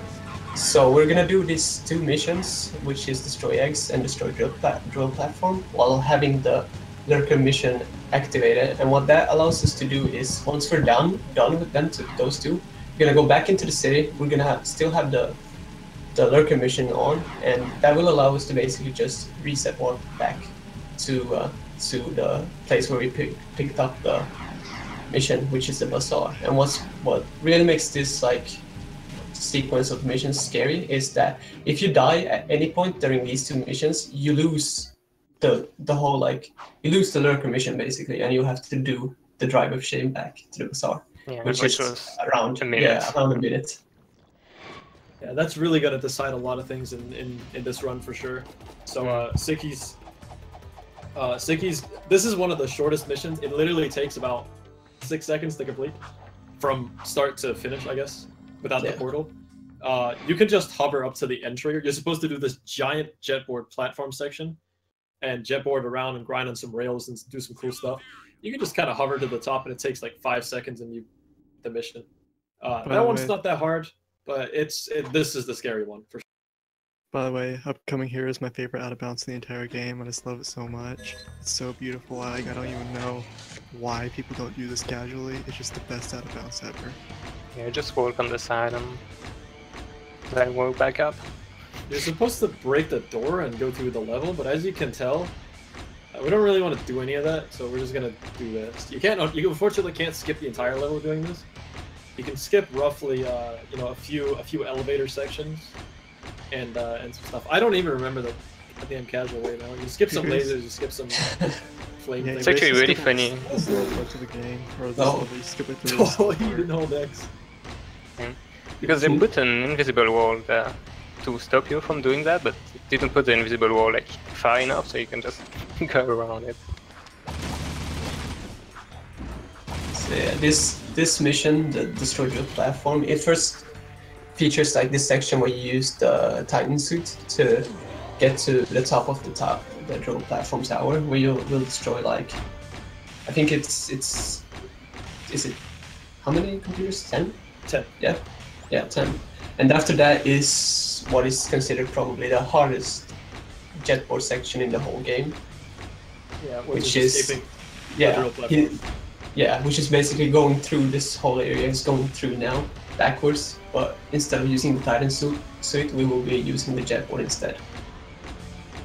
And as you can see already by going through like the level, it's a lot of like holes and small platforms to jump on. So it's quite easily, I'd say, considered the hardest jetpack section in the game. Yeah, and again, if you die in that, you can't do the warp or the darker mission anymore. So Yeah. Your method So storage is not there anymore. yeah. you lose So- time for the death and for the warp. So it's really scary. If I remember So- correctly, the driver chain was about a minute. Yeah, Yeah. 50 seconds to a minute roughly. So All right. this area that Siki's in is a little weird. Basically, your punch, as you can tell, aims for these metalheads. But what Siki's trying to do is he's trying to ignore them, even though they're bashing away at his Titan suit. He's gonna try and ignore them, and just punch these generators anyway, even though they're the punch homes in on them. And for some reason, they just despawn as soon as the timer goes away. I guess the game assumes you. Oh, did Boomer's soft lock? I think his stream is just. No. Oh no, His no, time- it's the stream for Yeah, his timer's Okay. his timer's frozen as well. So we're okay. Yeah. Yeah. Okay, here comes probably the scariest movement I've ever seen Siki do in any run before in my life.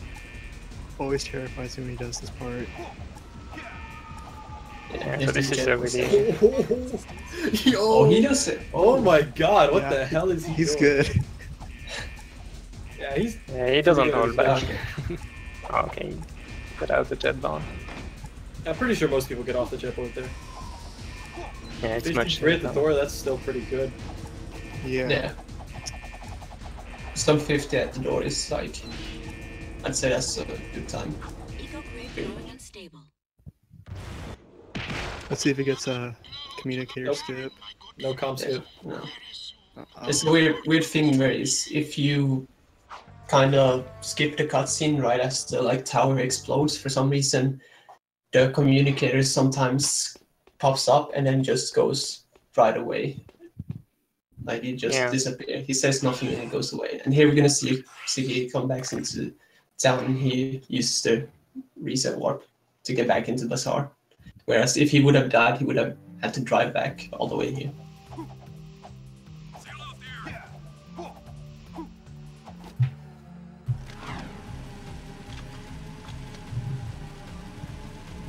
Okay, now as you guys can see, Siki's going to be doing lurkers here.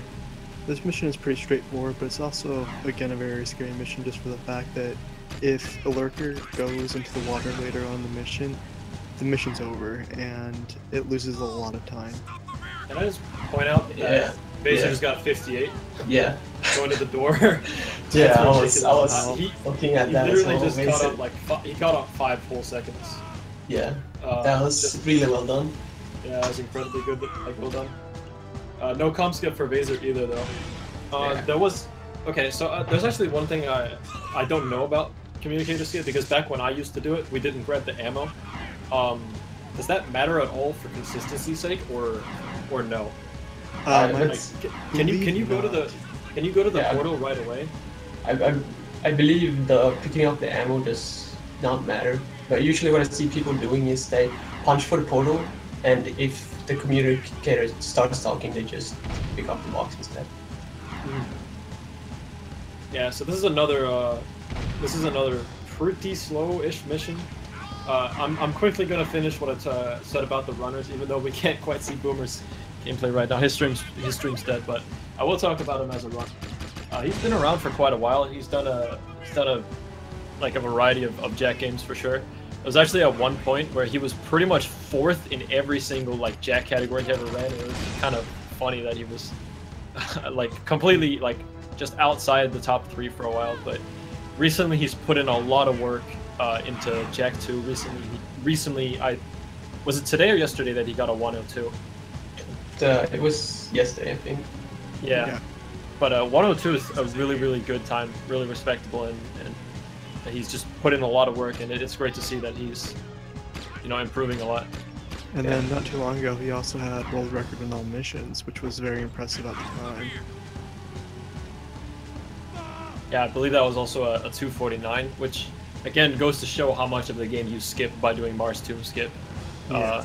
Like record in all missions is over 2 hours and 40 minutes, whereas 80% is 1 hour and 1 minute. If you guys don't mind me mentioning something about Boomer, he's actually one of the guys who kind of mentored me back when I started learning how to run Jak too. So I've always kind of looked up to him in that sense. It's good. It's always good to have a tutor. Yeah. I wouldn't necessarily say when I started running that I had anyone that inspired me. I just kind of did a lot of races, and I just thought of Jak 3. I'm like, I should probably run Jak 3. I really like that game. It's really good, and I found out at the time that there was only like 1 or 2 other competitors, in both being French, so it's kind of hard to communicate. Yeah. Yeah, I've really been like, I've really liked Boomer like quite a lot through his whole like career as a speedrunner. He started like pretty much at the same time as me, which is why I like kind of got attached to him, I think, because I practiced for maybe a month or something like offline, and then I started running, and I think it's like it was pretty much the same week as I started. Boomer also started, and that's why I really like to like follow and compare to him sometimes, because we like started on such like close times, and I'm really happy to see him like having such a like really good improvement lately. Like he's gone off a lot and improved a lot.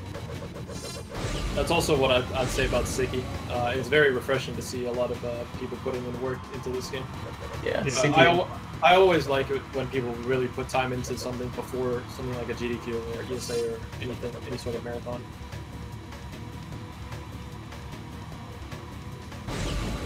Yeah, Siki is definitely impressive for me as well. He just like, I love when people just like new people come in and then just like have that motivation as you talk about, and they like how quick they can actually get good with that and like get a world record just like Siki did in Jak 2, 90%.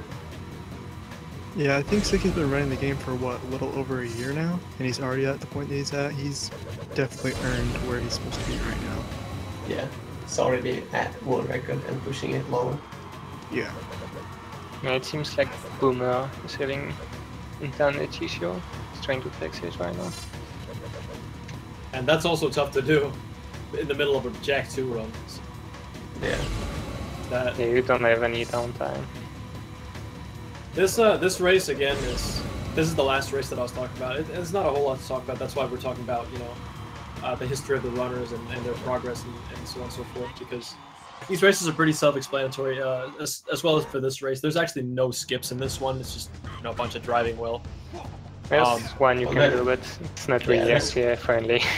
Yeah. It saves small frames, but it's not you do. Yeah. I was gonna point out pause buffering actually. So there's actually a small strat that I think I found it on accident, like way back. Basically, whenever you beat some of the missions, there's some text at the bottom that pops up saying that you retrieved an item. When you retrieve an item in this game, it blocks all other text from coming onto the screen. So if you try and jump onto a zoomer, you can't do it until the text goes away. But if you quickly double tap select, you get a pretty small window to jump onto a vehicle. And Siki did that coming out the race because he got a black pass, I believe. Yeah, I think it's the purple one. The purple one. The black one is for weapons factory. Yeah. But yeah, he got the purple pass, and he double tapped select just to jump on the zoomer. Otherwise, he wouldn't have been able to. If I may also mention here, you can't do the pause buffer strat if you have Dark Jak. Interesting. I did not know that. Yeah. Same actually. Yeah. Also, the getting to pass that Baser started right now is probably it's a pretty hard section, because this is where the guards go completely nuts in the game. Basically, you can't get this like level of wanted level anyway, like anywhere else, or like you can activate this level of wanted level. Actually, I think with Giant Dark Jak you can get the same like level of wanted level, but it's and then the guards are pretty hard to.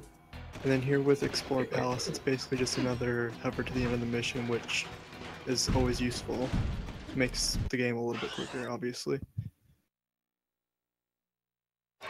Yeah. Explore Palace also a scary mission, as you saw at the end. He was jumping over some small platforms. There's a kind of good chance that the guards can like sometimes shoot you and you just fall down to your death. Luckily, Siki got over with like not being hit at all, but it has killed. There's actually a small, yeah. There's actually a small percentage if you get shot down there, you can actually live on that little tiny platform. For whatever reason, the death point just doesn't apply to you. Oh, really? Yeah, it's I happened. haven't seen that happen to anyone. Oh yeah, I've seen.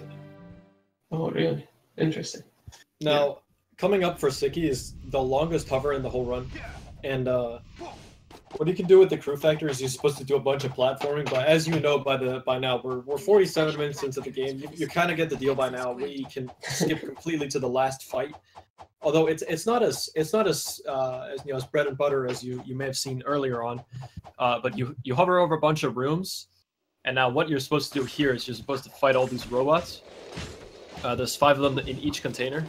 What Siki's actually going to do is he's going to do something called Robo Skip, which basically just skips all these skips this robot fight. We don't really know why, but well, actually we do know why. But you can hover above this ceiling, and then you can die in midair. And it skips the robot fight, and it spawns you at the next mission. You know I can't. So you don't have to kill the robots, which is the final objective of the mission. Yeah, basically what it does is since when you hover up there, it spawns in a death plane that's about in that area. So when you hover up there, it will kill you in the death plane. Yeah, I think the death plane actually spawns once you get close to the area. It spawns with the elevator. Hovering up to that area allows the elevator to spawn, and spawning the elevator creates a death plane under Jak, kinda.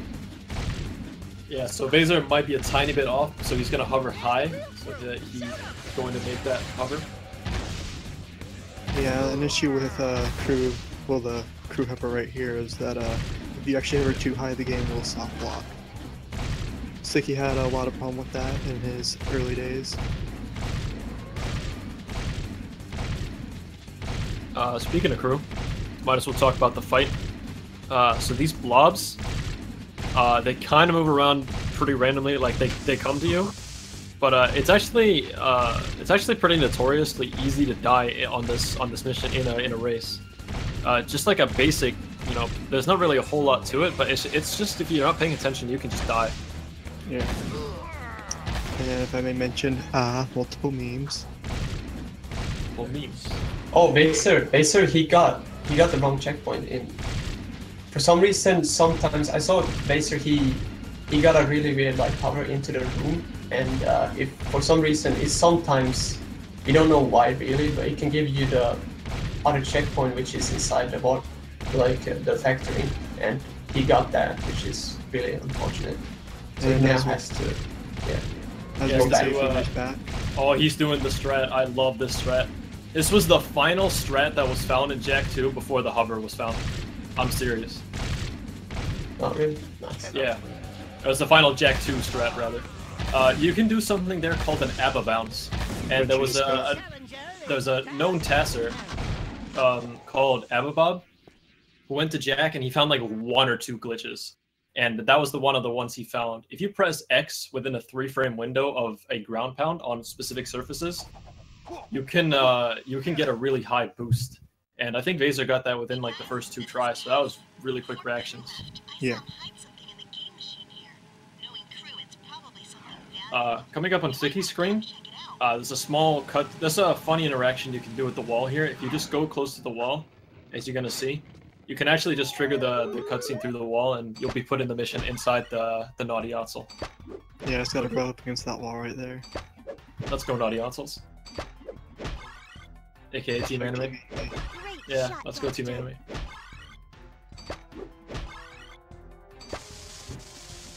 Seems like you're a bit biased on that shaker. Oh no, not at all. I'm just saying Team Anime might do it with this great performance here by Siki, you know?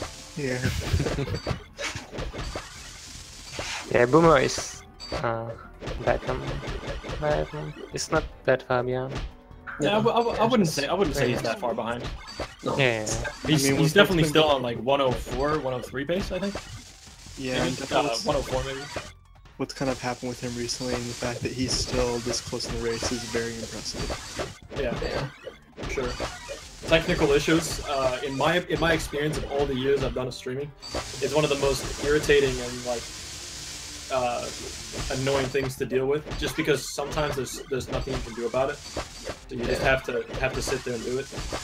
Sometimes it's even worse than making mistakes in the game because again, it's out of your control. Yeah. Jak 2 not either being like a really friendly game when it comes to like time where you have like downtimes where you have time to do other stuff. Yeah, there's really... no cutscene. There's no cutscene where you can like fix your stream or anything like that. You have to keep playing. It's a really technical.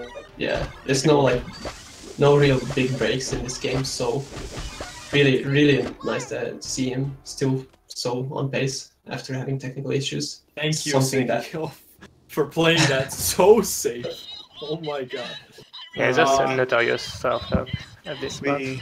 We haven't even talked about soft locking in this, and why the racers are actually using a memory card, whereas Jak 3 we won't be using one. We've kind of mentioned that there are soft locks, but we haven't really explained how deadly they are in this game. Yeah, I feel like we've just been sitting silent all hoping for nothing.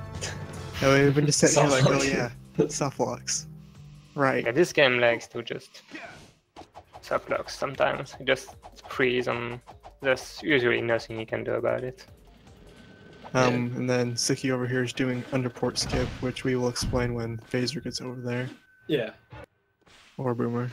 Probably both. Can we explain the second part, I guess, goes on, which is you first skip over the first part of underport, which begins with here. He's down to he's one health down. Oh my god! Oh. Kill him, please. Yeah, he's got that. No! Boomer. That's what I'm saying. If you don't pay attention, or if you sometimes just get chain reaction by you get, I guess, chain lightning by the blobs. Yeah, they can sneak up on you. Yeah, they'll kill you. Siki's just doing a few block puzzles here. Basically, you're hitting the blocks into these little grooves in the floor, and if you're not quick enough, the boxes will explode. This mission is that Siki is doing right now. The second part of Underport is one of the missions where you can't do the thing you've been seeing quite a lot, which is hovering to the end of the mission, because you can't get too far away from Stig, or the mission will basically fail. Actually, in this last chase part, you can hover to the end, but the camera will still be on the metal peak, and I don't think it's even faster to do it. So this is one of the missions we actually do like as intended. Yeah, and this mission really sucks if you die in like right towards the end, like when you're trying to get to that last platform. It's very brutal if you die there. Yeah, sends you all the way back to where you first find Sig. Yeah. So, Siki is driving now to Stadium. Baser is coming up to Underport Skip, which is what Siki just was doing. What he's gonna do here first is, instead of going down the elevator and doing the Titan suit part, he's gonna kind of go on the outside of the room and do a punish with the jetboard down to basically ground level where you start the Titan suit level. And this level is not deloaded, and what it does is, once you get close enough to the door, it's gonna spawn in the level, but it's not gonna spawn it like fast enough, so he won't he'll have time to get out of the room before it spawns in. And that spawn basically spawns the whole first part of Underport, which also spawns like the end where he landed, so he can just like load in the level, hover straight to the end, and complete like the first part of Underport. I should also mention that the puzzle Boomer is doing is actually not a puzzle. All these little metal heads that pop up, it's called metalhead mash. What you do is basically the area where they pop up in the machines is random, but the pattern of what pops up in a row is not random. So you're always going to be like the exact same. It's just about being, having the reaction times for it.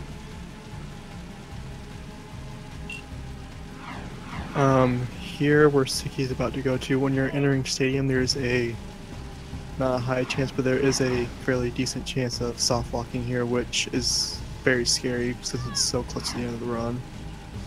Yeah. Speaking of the end of the run, I think I'm gonna tag out. I have to play Jak 3 in about whenever Sicky's done, 5 to 7 minutes ish. Alrighty, good luck, man. Enjoy the race and enjoy Jak 3 and the rest of the race, guys. Yeah, good luck, man. Thank you.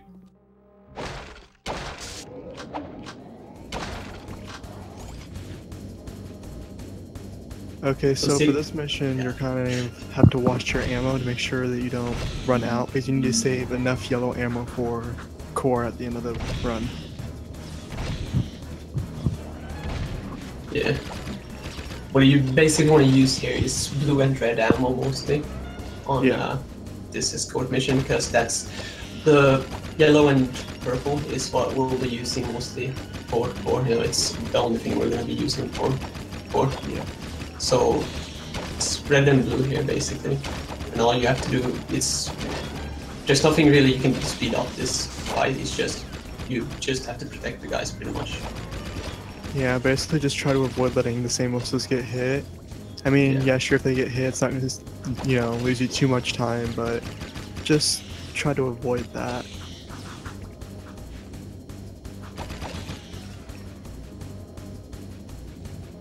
Oh, I think Baser actually...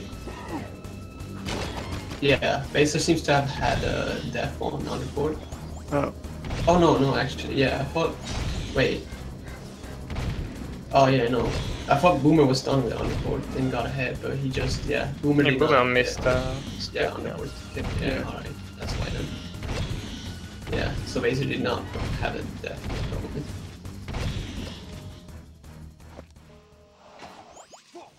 Yeah, he should have hit now. It was a good one. Yeah, here's one of the last movements we do through the city. Sicky doing right now. There's one more after this, which is nothing more than pretty much a hover. This one as well, faster with the jetboard, but as the city's under attack, you don't want to be like optimally task. It would be faster on the jetboard, but the chance of you getting screwed over by any of the metalheads on the ground on the jetboard here is like you wanna be on a sumo pretty much. Yeah, there's some metalheads that are invisible, so it's really easy to bonk on them. Yeah.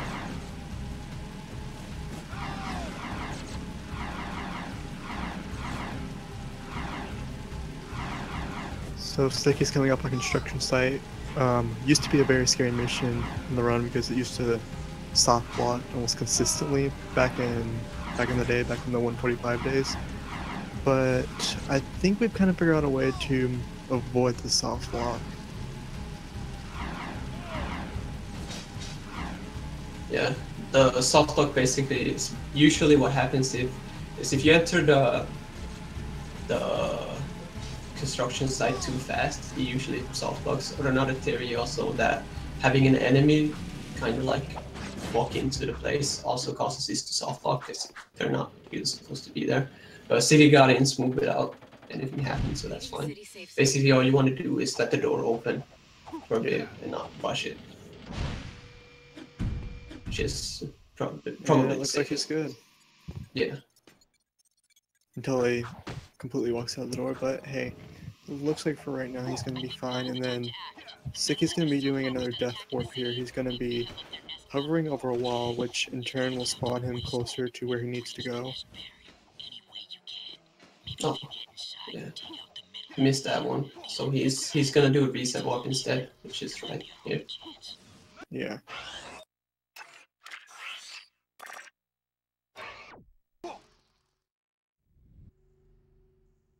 It's a little bit slower to do it like this, but it's better than trying to go for that hover consistently. Yeah, now Sicky is coming up to the last level in the game, which is the metalhead nest. So he's gonna hover up to this gun skipping, as usual, pretty much the whole level. Yeah, that's something that's very consistent with Jak 2 and 8%. Is there's a lot of hovers that just go straight to the end of the mission. Yeah, you either have to do it the intended way, or you can just hover to the end. That's how this game are. And our So- city is, yeah. So basically, core here is a lot of fun for new runners because it's just a lot of spamming. It's one of the easiest boss fights out of all the games that you do. And again, he's watching his ammo because that's very important here. Core is kind of like, it's a beginner-friendly thing, but optimizing this fight, you gotta know like how to kind of control Core, make him go where you want, and get the attacks you want, pretty much. It's much more about positioning than you think, this fight. And 101, 45, GG. Oh well. Yeah, 101, 46. That's really good. Yeah, it's an amazing time for a race. Yeah. Yeah, it really is, especially with what's been going on. It's just been a crazy race. I mean, he kind of split a little bit late, but that's perfectly fine.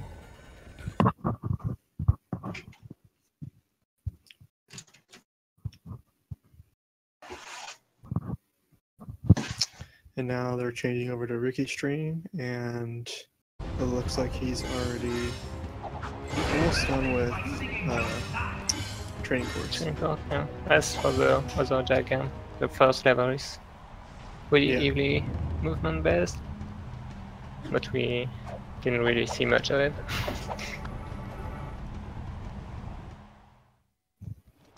Coming off after that is the arena fight. Here you wanna, there's a lava cycle where after a time the guys will stop spawning and the lava will basically rise and you have to jump up on the platforms. And you wanna have like a 5 left pretty much after, because that will allow you to get Dark Jak. He got a 6 though, that's still fine. The 5 is the optimal one you wanna have, because that allows you to get Dark Jak at, when you get to 5, as you'll see now, will spawn Dark. Oh, actually, that's interesting. So at 5 it forces Dark Jak on you, but he got into Dark Jak before it, which is quite smart. Unfortunately it ran out and he had to like reactivate it. But yeah, you want to get to a 5 so that you can basically skip getting the Dark Jak transformation animation. Still get the animation while the lava is going up, so it don't lose any time. Yeah. We also should probably mention they're running Jak 3 no oob, which stands for no out of bounds. So basically this entire run's going to be inbounds, make it a little bit more interesting. So it's the old any percent route. Yeah, almost. Yeah, 9%. Yeah, the current 10% route is really not race friendly. There's like 2 or 3 spots where you can just lose 8 minutes, which is really not fun. It's not really a good watch anyway. Like you have to wall jump in the desert for like 7 minutes. Yeah. Current 80% isn't the most interesting racing category, I'd say. Since, as Guitar said, it's road jumping through desert for like a good 6 minutes and then swimming for like 2 or something. And then you have the boosted, which if you miss it, you lose 8 minutes. Yeah, you lose 8 minutes. And then if you miss bumper skip, you like if you trigger the cutscene, you lose 8 minutes. Yeah. As we can see here, Vaster is now at Metalhead Nest, so he's about to be kind of close on time. Keep looking. Yeah, Boomer's not far behind, going to construction site right now. And after that, it's the same last 2 missions. Big is coming up to Satellite, which is probably the most RNG heavy mission you'll find in Jak 3. Because as you see here, the symbols that pop up is random. And what you want to get is double skip, because that gives you a bigger number of scores than just getting 1. So how much is it actually, Guitar? Getting you get 6 instead of 2. Instead of, instead of 1 for each, so 2. And I think you got like 5 doubles, which is 6 now. Yeah, that's really good. Yeah, actually we got really good luck. And you want to get as many because you put one before the slow cycle. Like at some point there's going to be sample coming really slowly. If you don't skip that cycle, it's like 5 to 10 second loss, like instantly. Yeah. But you should have it like easily. It's $6 and easily have it. Yeah, that's really good luck. Yeah, it's really good. Basers finished with Jak 2, and we now have Mikey. Oh, wait, no, I always say that. Is it Mikey or Mickey? I always forget. I do believe that's pronounced Mickey. Yeah, god damn it. That's fine. Yeah. But yeah, we now have Mickey on Jak 3 as well for Team Precursors. Mickey, even though I'm not that well on pronouncing his name, is actually one of my favorite Jak 3 donors. He, as well as Boomer, if we touch a bit on the background as well here, because all we're gonna have Ricky do here, who is in the lead, is he's gonna have a drive to the desert, to the cave. So first he has to learn how to drive. It's very important. yeah, he's first gonna do a mission where he learns to drive, and then he's gonna drive to another mission, which is destroy eggs. But yeah, Mickey. Yeah. Oh wait, you wanna go? No, go.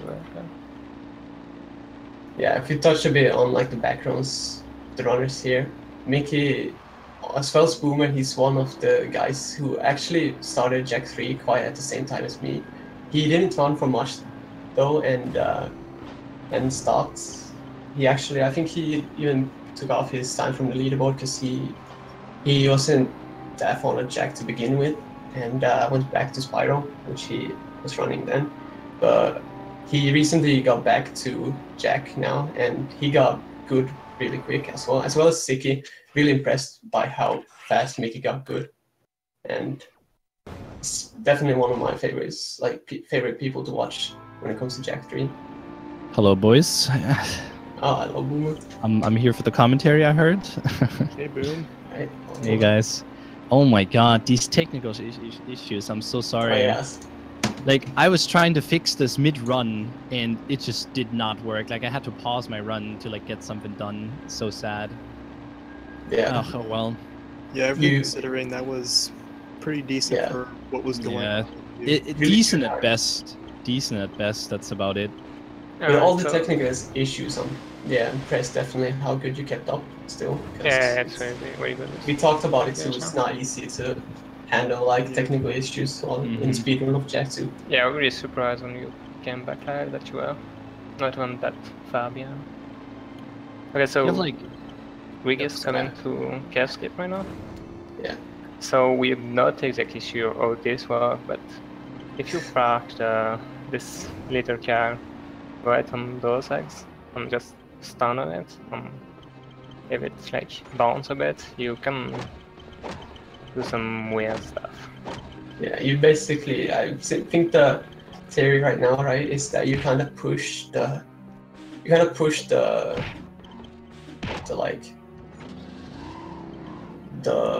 wall, it kind of like pushes the wall to the side because it's trying to give room to the car, but even though the car isn't stuck, the game kind of thinks the car is stuck and it pushes the wall a bit to the side. Yeah, like the part of the It's just zero. We know how to do it, but we don't know why really it works. I kind of like the way that Ricky explained it when he was at AGDQ a few years ago. He explained it in the sense that basically what happens is the wall sees that the car is there and it tries to make room for it because it thinks it's stuck, like what you guys were saying. I mean, that's like our best guess on why it works, but like we don't have like any proof of if that's the case. It's no other place where it's like been really replicated when you. And then, like we were talking about in Jak 2 earlier, this is going to be another massive percentage warp. It's skipping you throughout the game to make it so that, you know, you have the items that you would have at that point. As you can see, and also since you have... Ricky has his guns. He didn't have that before. Yeah, and also since this mission, you should have this guy just spawn you in. Just for you to finish this faster. But yeah, this get you to like from 3% of the game to like 20%. But for Jak 2 you just do one big one. On Jak 3 you actually do a few like, small percentage off. So this is not the last one. Yeah.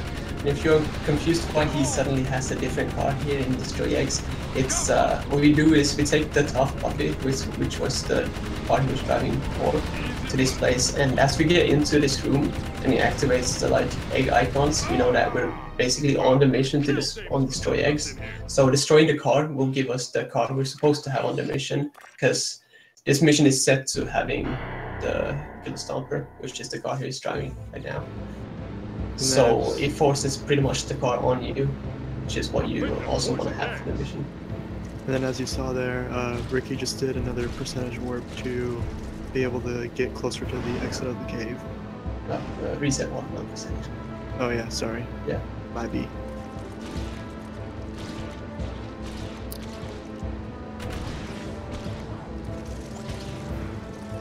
Ricky doing the escape right now.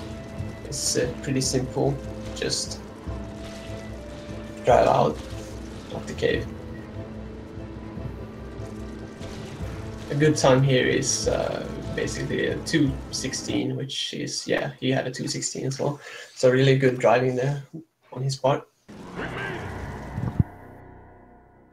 So right now we have quite a lot of driving. We have Ricky driving back to the garage, and we have Mickey.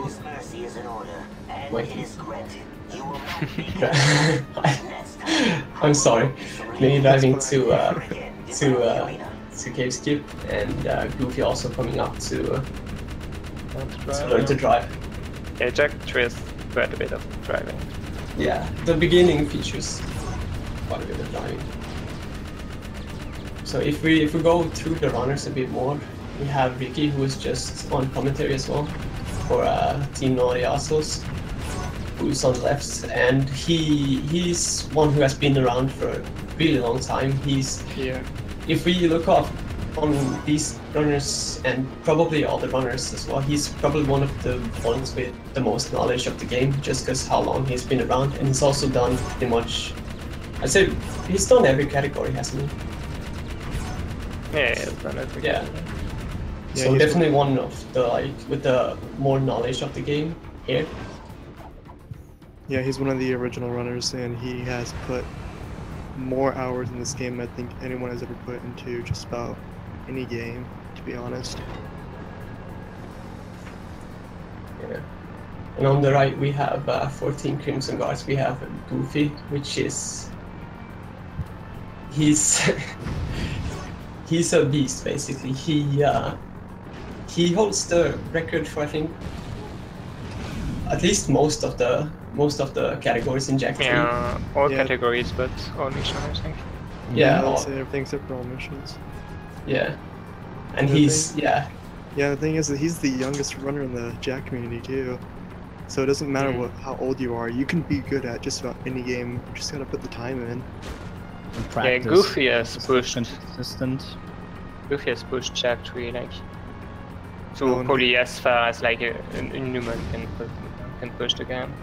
This runner, like all these runners, probably one of the best like Jak runs for like Jak games. Time and stuff he does in his runs, it's really impressive. So if there's someone, he doesn't hold back, like he just go for every little time. So definitely someone you want to watch if like you want to see like the top Jak 3 runner, and he has done also Jak 2 and Jak 1 has good times. He's having a bit of a problem though in Cave Skip here. He got like sometimes it just gives you like this bad spawn which he got, which is quite unfortunate. Since we don't quite know exactly how Cave Skip work, we sometimes have like some difficulties with it, which usually is not a big problem, but unfortunately he had that there, and it's not really much you can do about it.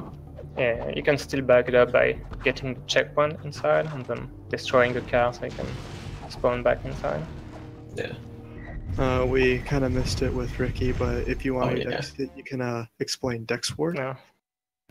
Oh yeah.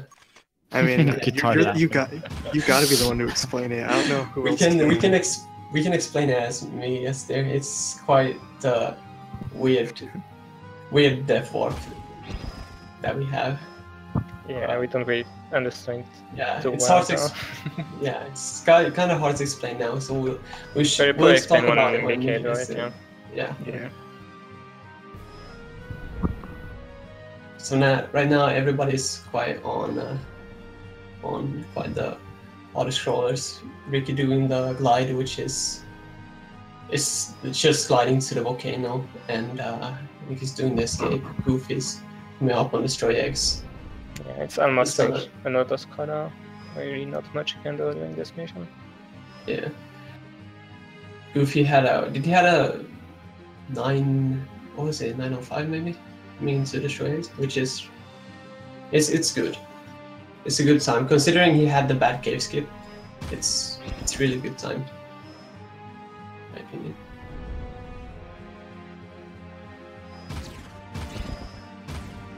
So yeah, there's not much to the live mission really. All you have to do is shoot open the rings, fly through them.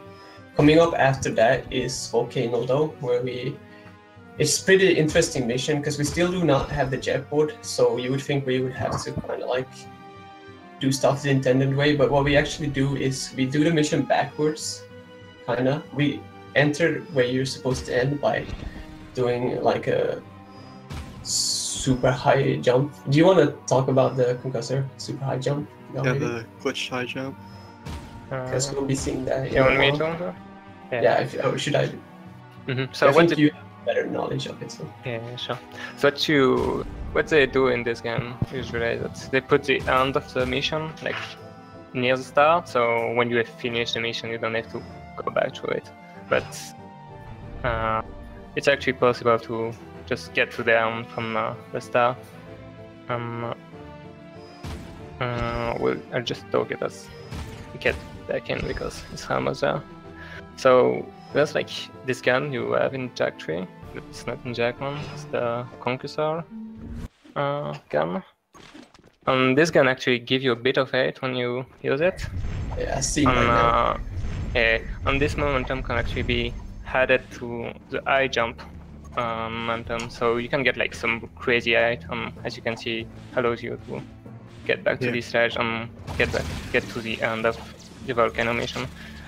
This mission casually, I think it's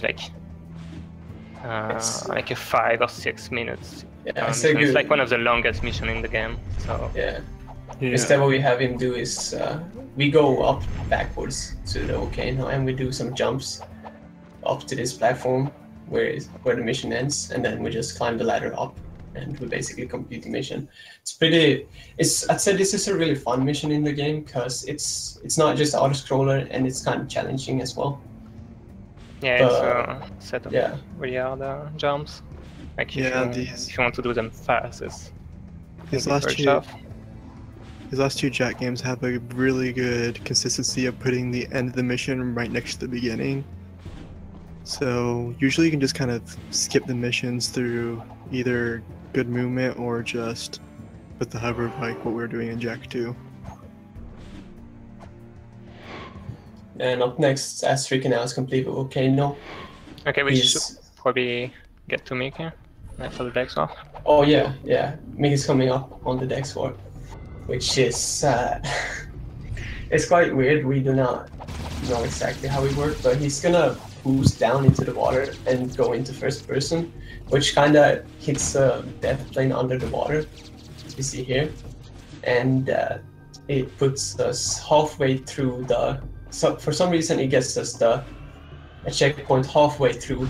Let's climb Mount Temple Tower mission. So now he's halfway through this mission, and he doesn't even have 40 seconds, right?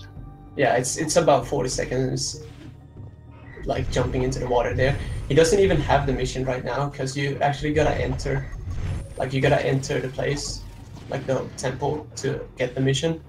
Even if we didn't do the water Dex warp, we'd still like reset into the temple and not pick up the mission, but it would still put us at the bottom of the temple, but that for some reason puts us halfway through the level. And we're not really sure why, but it works. So.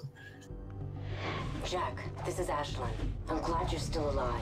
I see Jameis still keeps tabs on his old beacons. And then we kind of missed it with Ricky, which we're gonna explain once the other guys start getting to it. The jumping over the gates. Ricky here destroying the dune hopper to get back into the garage.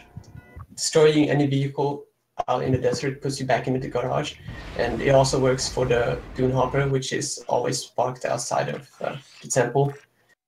That you can just come up to destroy it, and it'll warp you back to the garage, which is quite convenient. When you get out in the desert, you can just restart up to get to the next mission instantly, because since the different Kira mission is considered in the same area as like the full desert, then you can just warp to it as soon as you're in the desert. So that's like a 2-minute drive that you skip just by restarting that. Yeah. Here we have Ricky on Defend Ashlyn. This is one mission that is quite heavily based on like how good you do in this is quite heavily based on the drops of the enemies, because you always want to have a good amount of yellow ammo in this, so you want to have good drops, and also quite based. This is one pretty RNG based mission. It's pretty heavy RNG, but you can like impact where the enemy spawns by moving the camera around, and you can impact the ammo spawn by like if you're really low on yellow all the time, you're more likely to have yellow drops. Yeah, and you want to try to avoid taking damage in the mission, because the more damage you take, the less likely you'll drop more yellow ammo. So yeah, because then you can drop some health back when you don't want that. And then we see if you remember Ricky talking about the pause buffer in Jak 2, he did the same thing. Getting into the vehicle, he gets a pop-up message that says he acquired a jetboard, but by non-pausing, you basically skip it, and you can just straight get into the vehicle instead of having to wait it out. So now Ricky has basically acquired a jetboard, and as with Jak 2, there's gonna be a lot of jetboarding from here on out. So Ricky's gonna make his way over to the temple, which is where we're gonna do the jetboard test, which it's not the easiest level, because the terrain is quite funky level, but we'll see that in a while. that's extremely cool. It's an extremely cool mission to watch, in my opinion. I've always loved watching that mission. Yeah.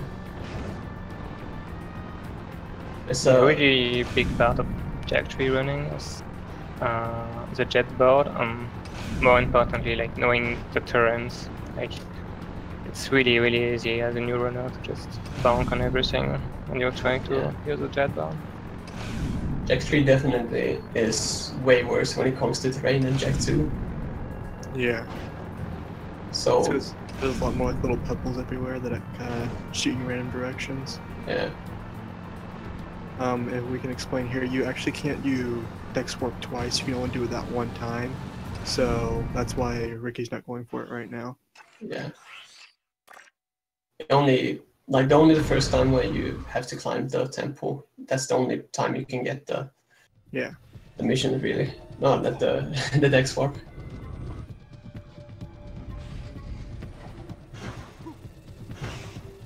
So Ricky's going down to the jetboard test in temple. This little part right here can be kind of difficult too if you don't know what you're doing, because of the enemies that can actually hit you when you're going down those stairs. Yeah, it's a common thing for new people to bump into. So here's the token room.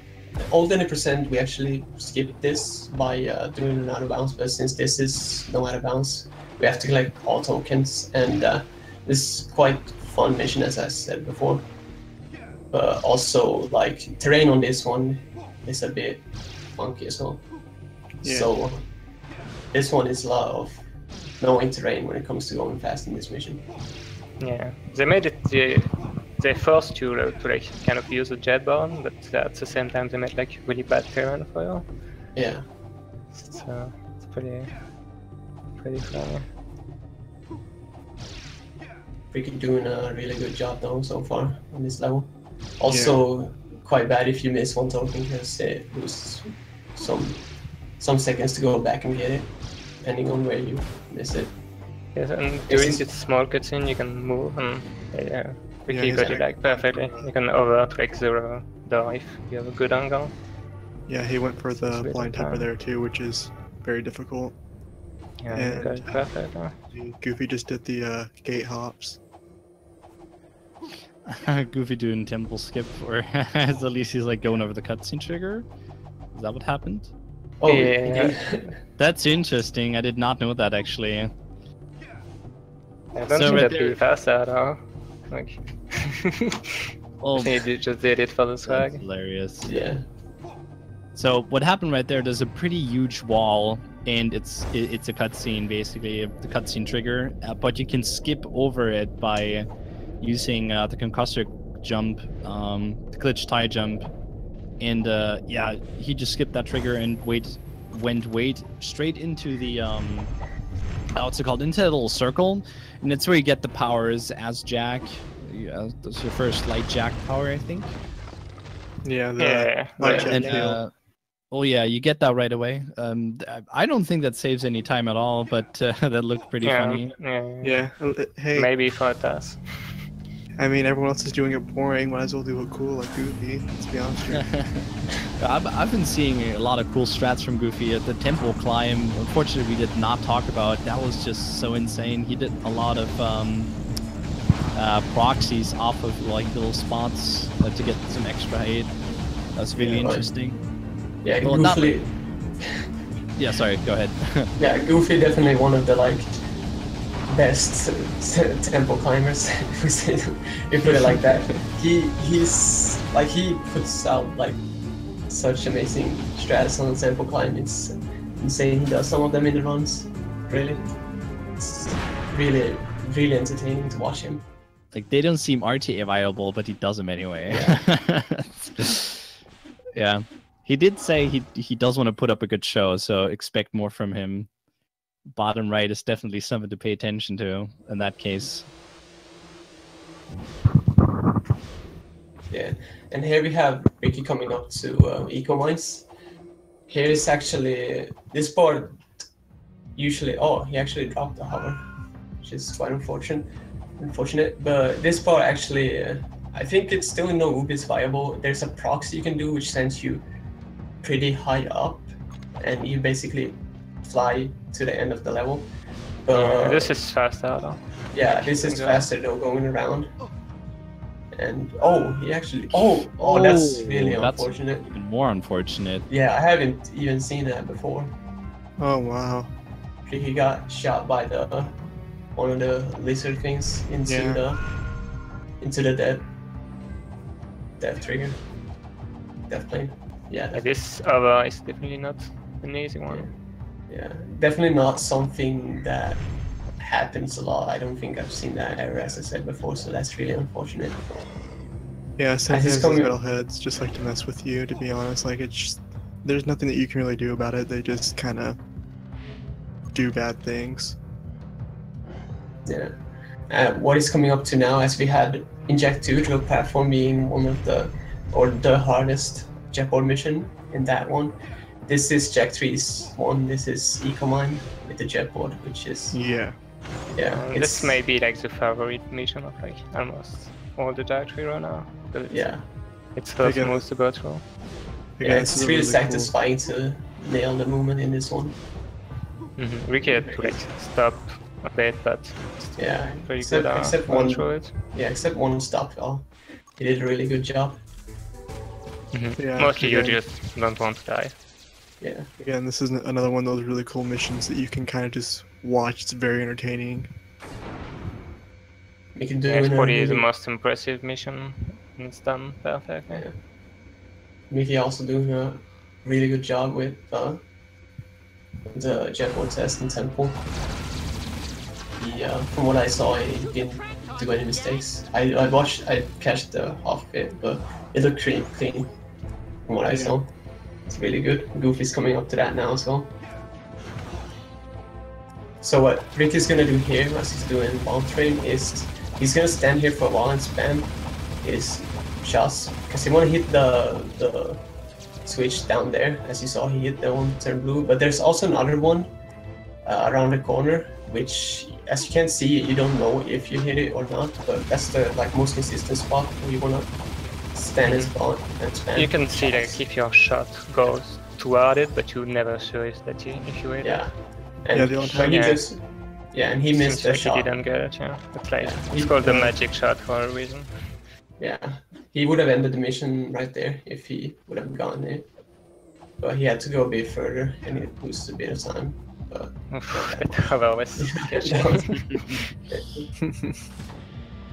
Goofy as well doing a really good job with the jetboard test. Yeah. He's one of the best runners for a reason. He has put in a lot of time in this game, and he has clearly proven it throughout this little relay race. Yeah. Coming up soon for Goofy is one thing we kind of forgot to touch on, or we missed, is the rotator room. It's oh, he actually does this. This is an alternate strat for this room where you take another path which is not intended, but it's like I think it's he actually missed. I got bumped up by that little thing on the floor, so it couldn't really hover. Yeah, again, the terrain. Terrain screwing him over. That's a fairly new strat for Jak 3, so the terrain is not the most well known. It's also not a mission you usually see people doing in Jak 3, so I'm surprised he actually went for that. Seems to be having some trouble with it right now too.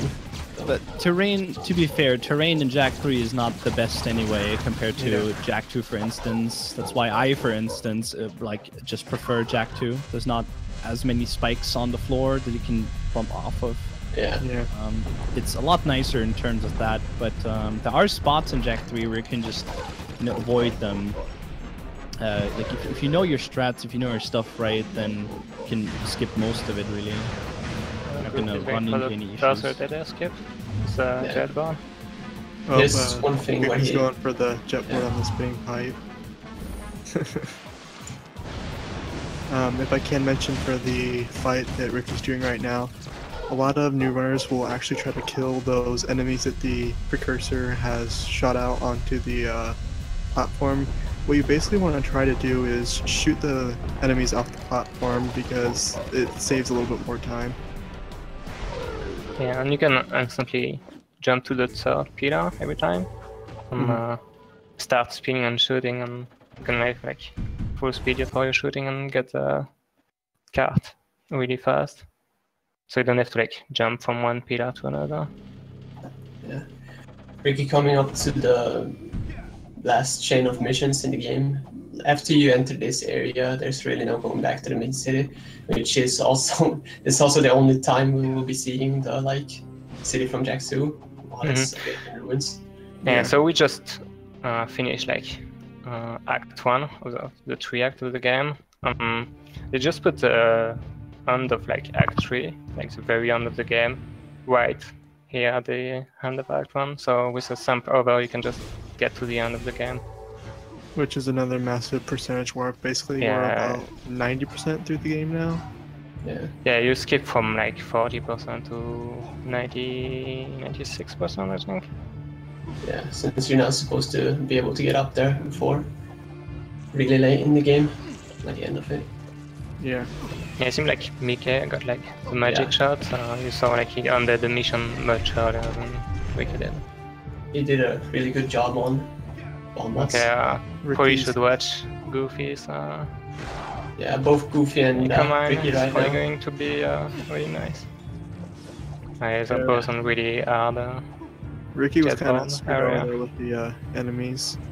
You just keep hitting him and you can't really get any momentum with this mission, but anyway, back to Goofy, because I'm kind of excited to see this part. He's doing swags Yeah, so you can do different tricks during overs. Doesn't really change anything, but it's just for the style point. Yeah, that was pretty really much perfect. Nice. Yeah, and really the nice. lever snipe too was perfect. Oof. Oh, Ricky having something. Oh yeah, I must Yeah. say that. Yeah, you can bounce off that wall during your over and get to the end, but it's pretty tough strat. Yeah, it's a pretty tight spot you gotta hit. But yeah, he seems to have the angle now to get the bounce. Yeah, that's perfect. So coming up from Ricky is BTR, which is Breach the Ruins, where you have it's not a bad car, but the terrain for this mission is horrible, and knowing the terrain for this mission is probably key if you want to get a world record in this game. Yeah, the car feels like a cardboard car sometimes, you just flip over all the time. Ricky getting a really smooth air escape there. Much harder skip, that's what it looked. Yeah.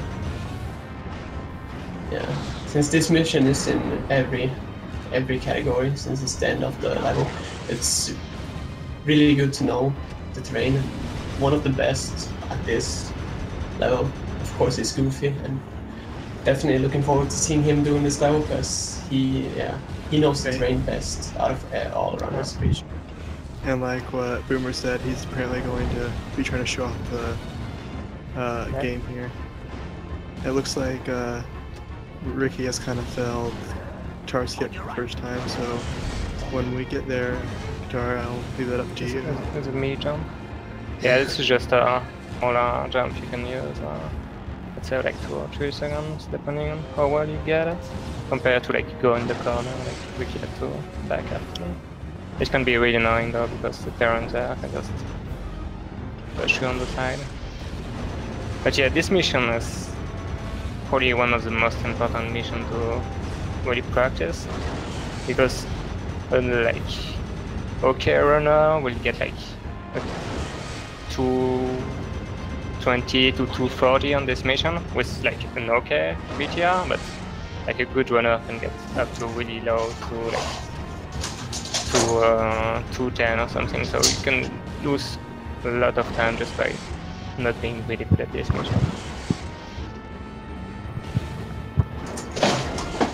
Also that Quita jump seems like pretty... Okay, yeah, that's my fault. It was not getting that huge jump.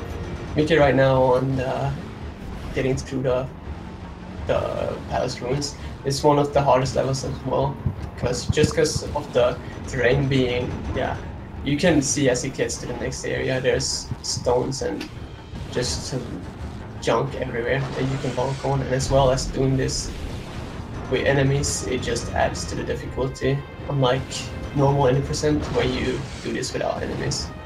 Yeah, since you can go out of bound, you have to go to the mission trigger and spawn all the enemies.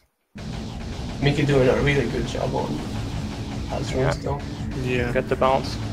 Yeah, that was the last part was really clean by him. That was really well done. Yeah, very, very smooth. Yeah, all this endgame is a lot of really hard missions next to each other.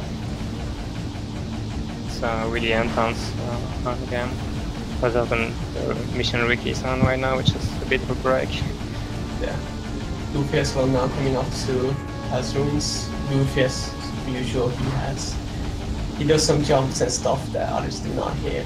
And so if he gets look at the bottom right. Yeah, bottom right now. If he gets this perfect, it's gonna be a good show. He doesn't even get out of the jab out there. Yeah.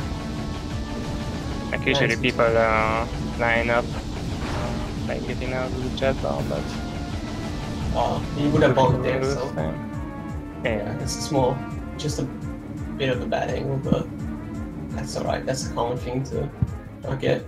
Yeah, that's something that you won't get every time for sure.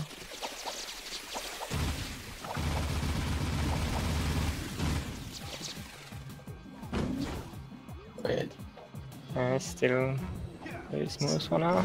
Yeah, still smooth sailing. Yeah, that should. Yes, almost. Almost. Yeah, man. Yeah, it's going really high to save it. Yeah, save it. Oh, he's actually going. Oh, that's. Oh, he actually. Oh,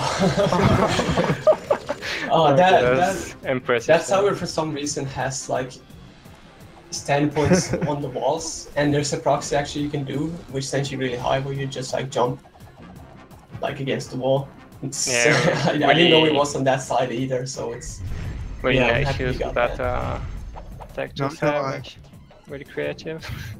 I'm not gonna lie, I feel like Goofy may have done that on purpose just to show off the game a little bit more. I wouldn't be surprised. He's getting like almost a perfect. Yeah, it's just perfect barrier escape right now. Yeah. Well, Ricky is finishing up Dark Ship with which we didn't get to touch on much, but it's also one of the harder levels. He seemed to have gone through it quite clean, though. Yeah, especially with no out of bounds, just for the fact that you can't, like, it's more difficult. You have to stay inside and you have to do your best to avoid the enemies, which not in all the other category you can just get to the end of the level with the other, which you can't here because it gets out of. You know, if Boomer was running this right now, he'd just be doing old school hover right over the top, wouldn't you, Boomer? It's muted right now. Oh, he's muted. Okay. Ricky is now coming up to the last mission before the last boss, which is you basically have to destroy these blobs on the foots of the terraformer, which is called, which is kind of like a giant spider-like thing, which you'll see right now coming up there. So this thing has a certain order you have to hit them with, and it's not too difficult, but there's a good chance with bombs that, as you see right now, he's spitting out bombs, and these bombs have a small chance of hitting you, which you want to avoid. But sometimes they might. Yeah, they can mess you up sometimes, but he's doing a good job. He's going for the fast cycle right now. Now he got hit by a bomb. Should still be able to get it as well. Oh no, he got it. Yeah. Oh, nice. May have got hit by that one first. May have got hit by that bomb, but yeah. I mean, like we said at the beginning, he's been running this game for so long that he knows how to kind of recover from something like that. We see Mickey right now on Dark Ship. He's now in one of the hardest rooms. This one, to get past this, usually there's a lot of different strats for this room. One is hovering to the end of the room, one is going around on the pillars, which he did. Which is optimally the faster one, but it's also the harder one. He had some small trouble with it, so he did a bit slower, but still good. The main point is don't die. Yeah.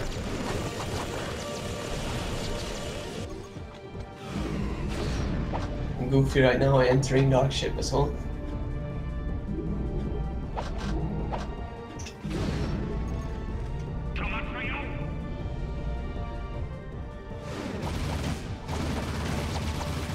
We can explain a bit the last boss that Ricky is doing now. It basically has four different. Is it 4 or 3? It's 4, right?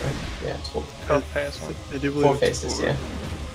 I haven't run this game in that long. It's been like a year since I last did my run. But yeah, so you basically want to kill all the enemies as fast as possible. Usually the best thing is to use the beam reflector that he's using now to just knock them off the stage, which is faster than just killing them. And then just wait out until he shoots the laser, and after that we'll see, now he's switching to the needle laser, which we'll be using to hit him in the back as he turns around. Oh, Goofy's Dark Ship, dude. Oh, did he? Oh my god. Yeah, he went for the Oh, he did the... Oh, yeah. So good.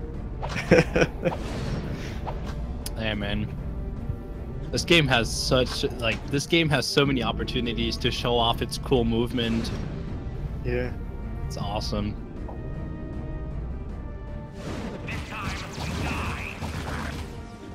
Let's see if Mika can also get fast cycle. Yeah, he's doing good so far.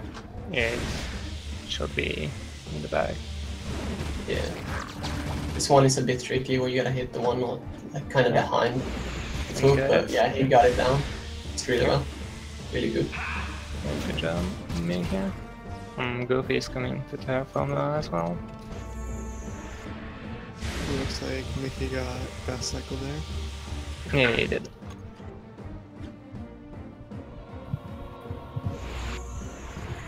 Now we have both Ricky and Mickey on last boss. Ricky coming up on the last phase and me on first.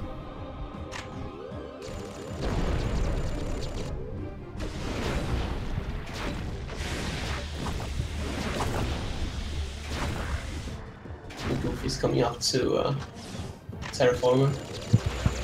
He's doing this in first person mode for some reason, which is... I mean, he's going for the swag strats at this point, might as well.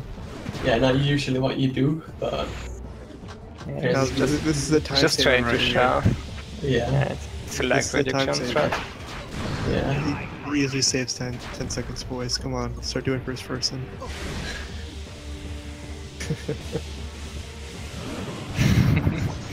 Is he going to get it? Oh, I got hit by one of them. He should still make it. Oh no, actually, yeah. He's gonna have to recover. Yeah. We'll see normal cycle here instead. Yeah, it is where normal second. It's like 8 seconds throughout, which isn't much. That's with the bomb he's throwing out. It's just not. You can't predict really well where they're gonna land, so you just got unlucky with the bombs. I'm gonna blame first person. Yeah, and Ricky finished. Oh, well, congratulations, Team Naughty Oxel, or Team Anime is what they've been calling it. They win for the relay. That's guys.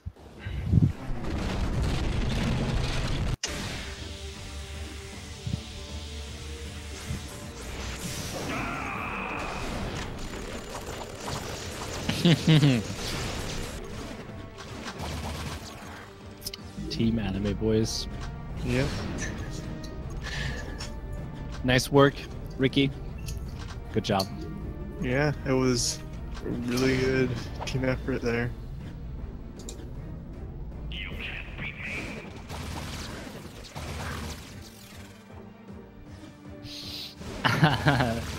That's true. Goofy gets the swag, the win for the swaggest strats.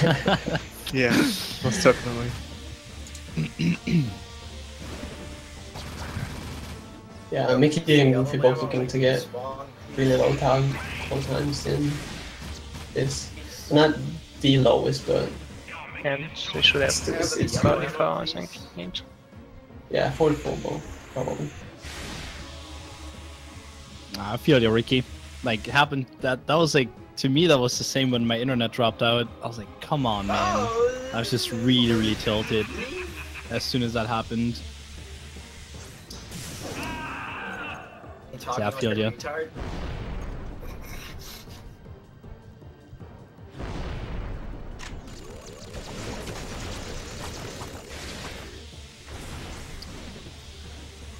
I mean, I don't think retards think being retarded is pretty fun, but... I mean, they get their ass wiped every now and then.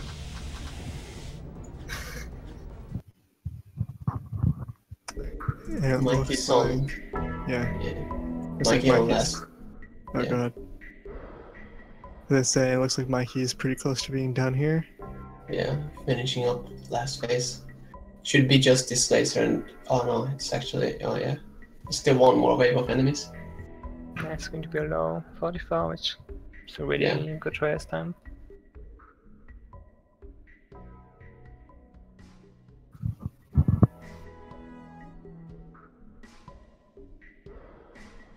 Now after this laser is just gonna bonk and...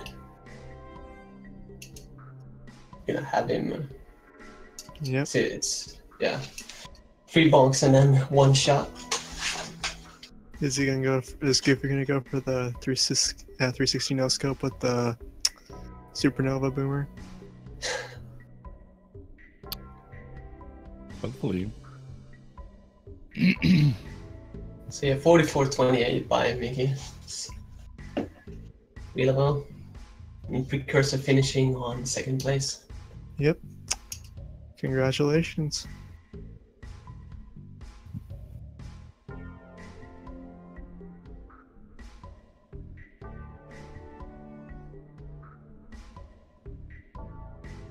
We still have Goofy on the last phase.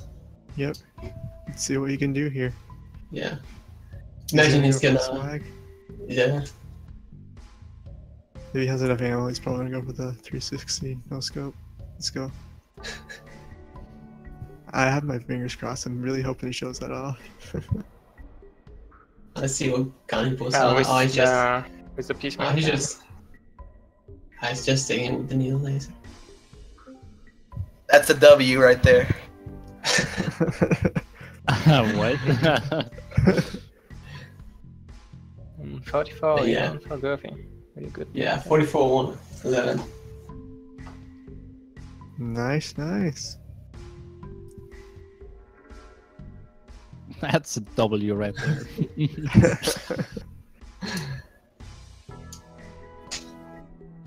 Well, that was an epic relay, and congratulations to everyone who participated. It was very entertaining on everyone's behalf, I'm pretty sure. Congratulations to the Naughty Otzels or Team Anime for the win. And congratulations to Goofy for getting the best swag strats. Yeah, really good for about 3-hour race total. It's really nice how they all finished quite even, like quite close to each other. We definitely got like the top runners, most of the top runners for this race. Great job, it's really, everyone. really great, and really great of Siki for organizing this whole thing. Yeah, great job. It's been talk about this relay race since about like 2014, I think, since Ricky started having some talk about it, and really happy to see finally getting organized. So big shout out for Siki for getting on a job too. Thanks so much for helping make this happen and stuff. It's definitely like a group effort. And like Speed Gaming was so helpful and stuff with like Fiesel helping us get it all sorted and stuff and offering to do the restream. So I'm super happy with this. Yeah, really happy to see this finally be getting done.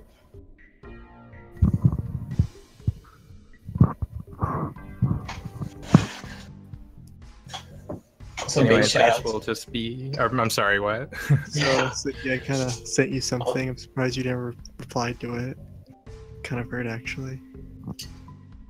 Oh, I'll have to look at it. Yeah. Well, I sent it in the general chat. Yeah, shout out to all the race participants.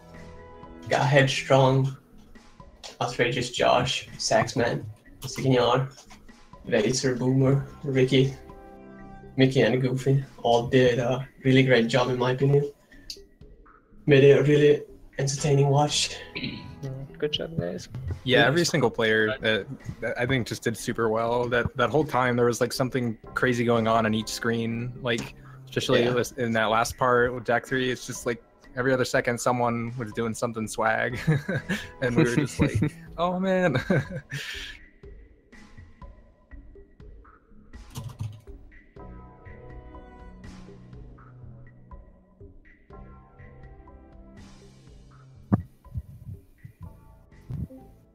Yo. Yo, everyone. Yo. By the way, good swag strats, Goofy. I'm very proud of you. Thanks. What did you Swag do, strats Goofy? alive. What's right? So in Palace Ruins, right? There's this gigantic, you know how you do the ricochet bounce, right?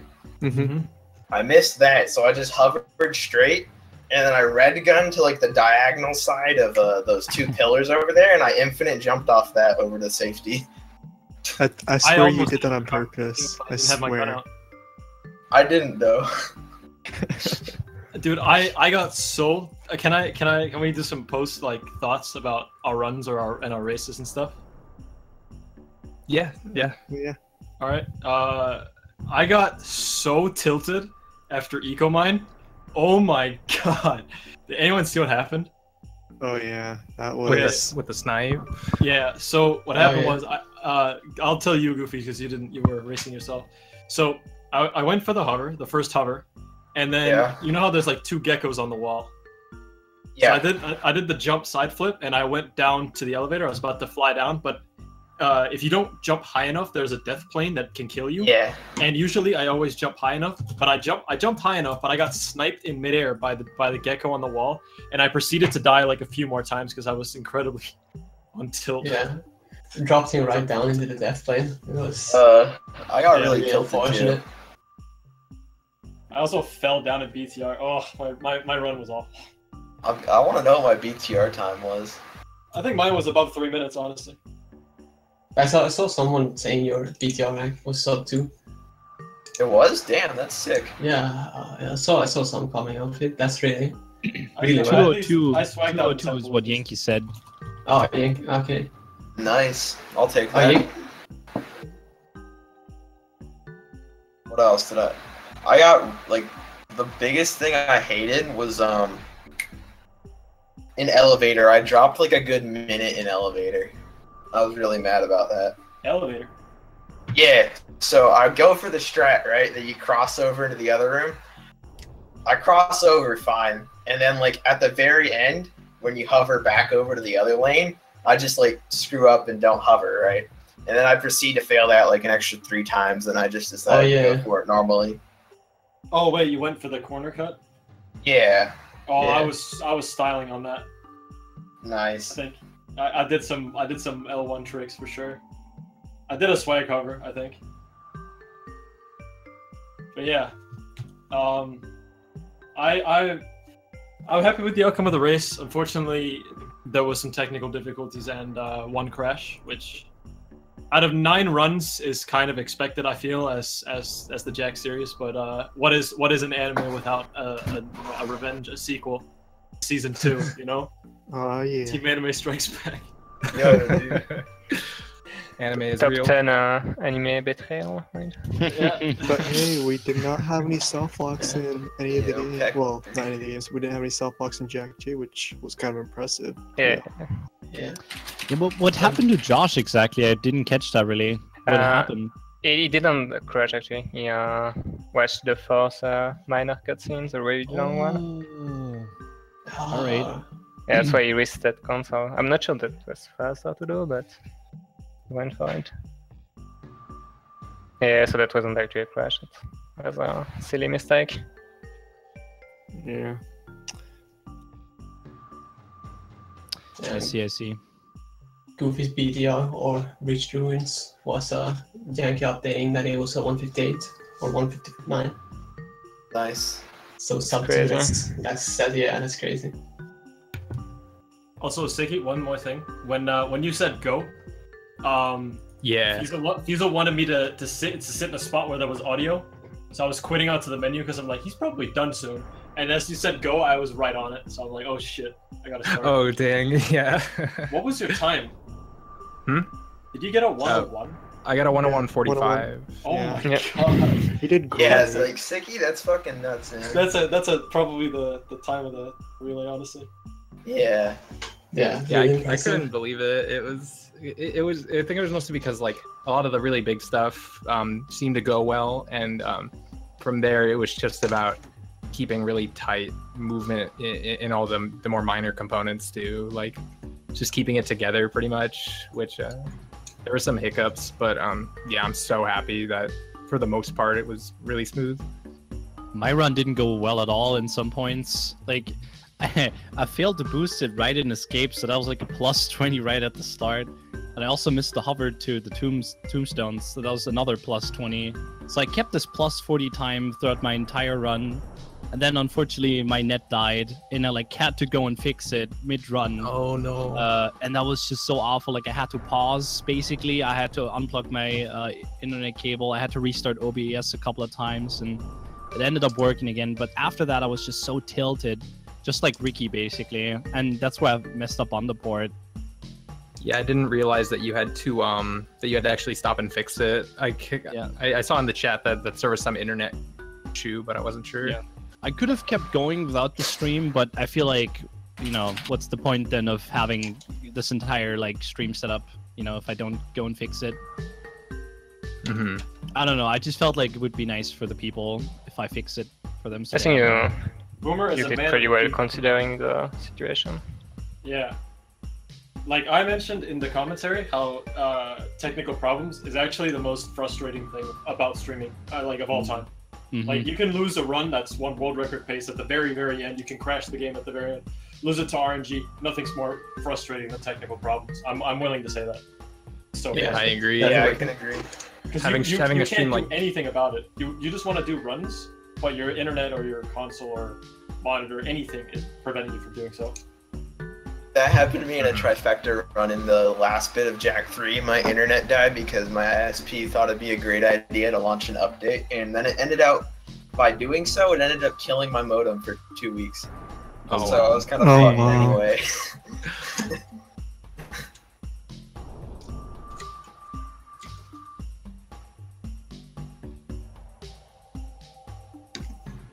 I'm really digging all the this is one of the best parts of Jak 3 speedrunning IMO is when you get to crash the credits with the D-pad. Who has the best soft lock screen? No, vote now on your phones. Yeah, right. Oh, well, you guys left yours. I'll go make a straw poll. We got this, guys.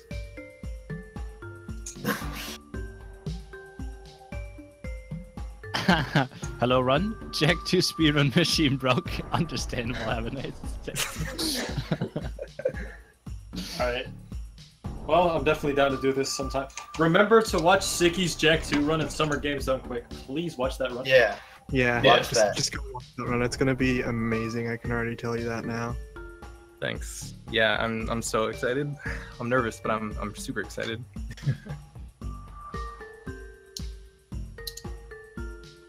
That's all I have to say. Well, yeah, I think That wraps it up, right? Yeah, it's a yeah, wrap. more or less. Do I we, think. do we have final times for everything? Oh, we have a final relay time of I think Ricky finished at a 2:46 somewhere, and then the final relay time for Goofy was at 2:50 flat. So it was a sub 3. I'm telling you, Goofy just going for the swag, just trying to keep it flat too. At a 250. Come on, Goofy. Keeping everything nice and Ricky, round. what are you doing? Ouch. Oh my god, Oh, that contrast. Right, all the way up.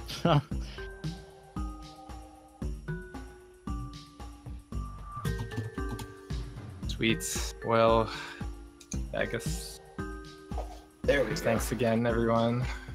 You want to close this out, Sicky, since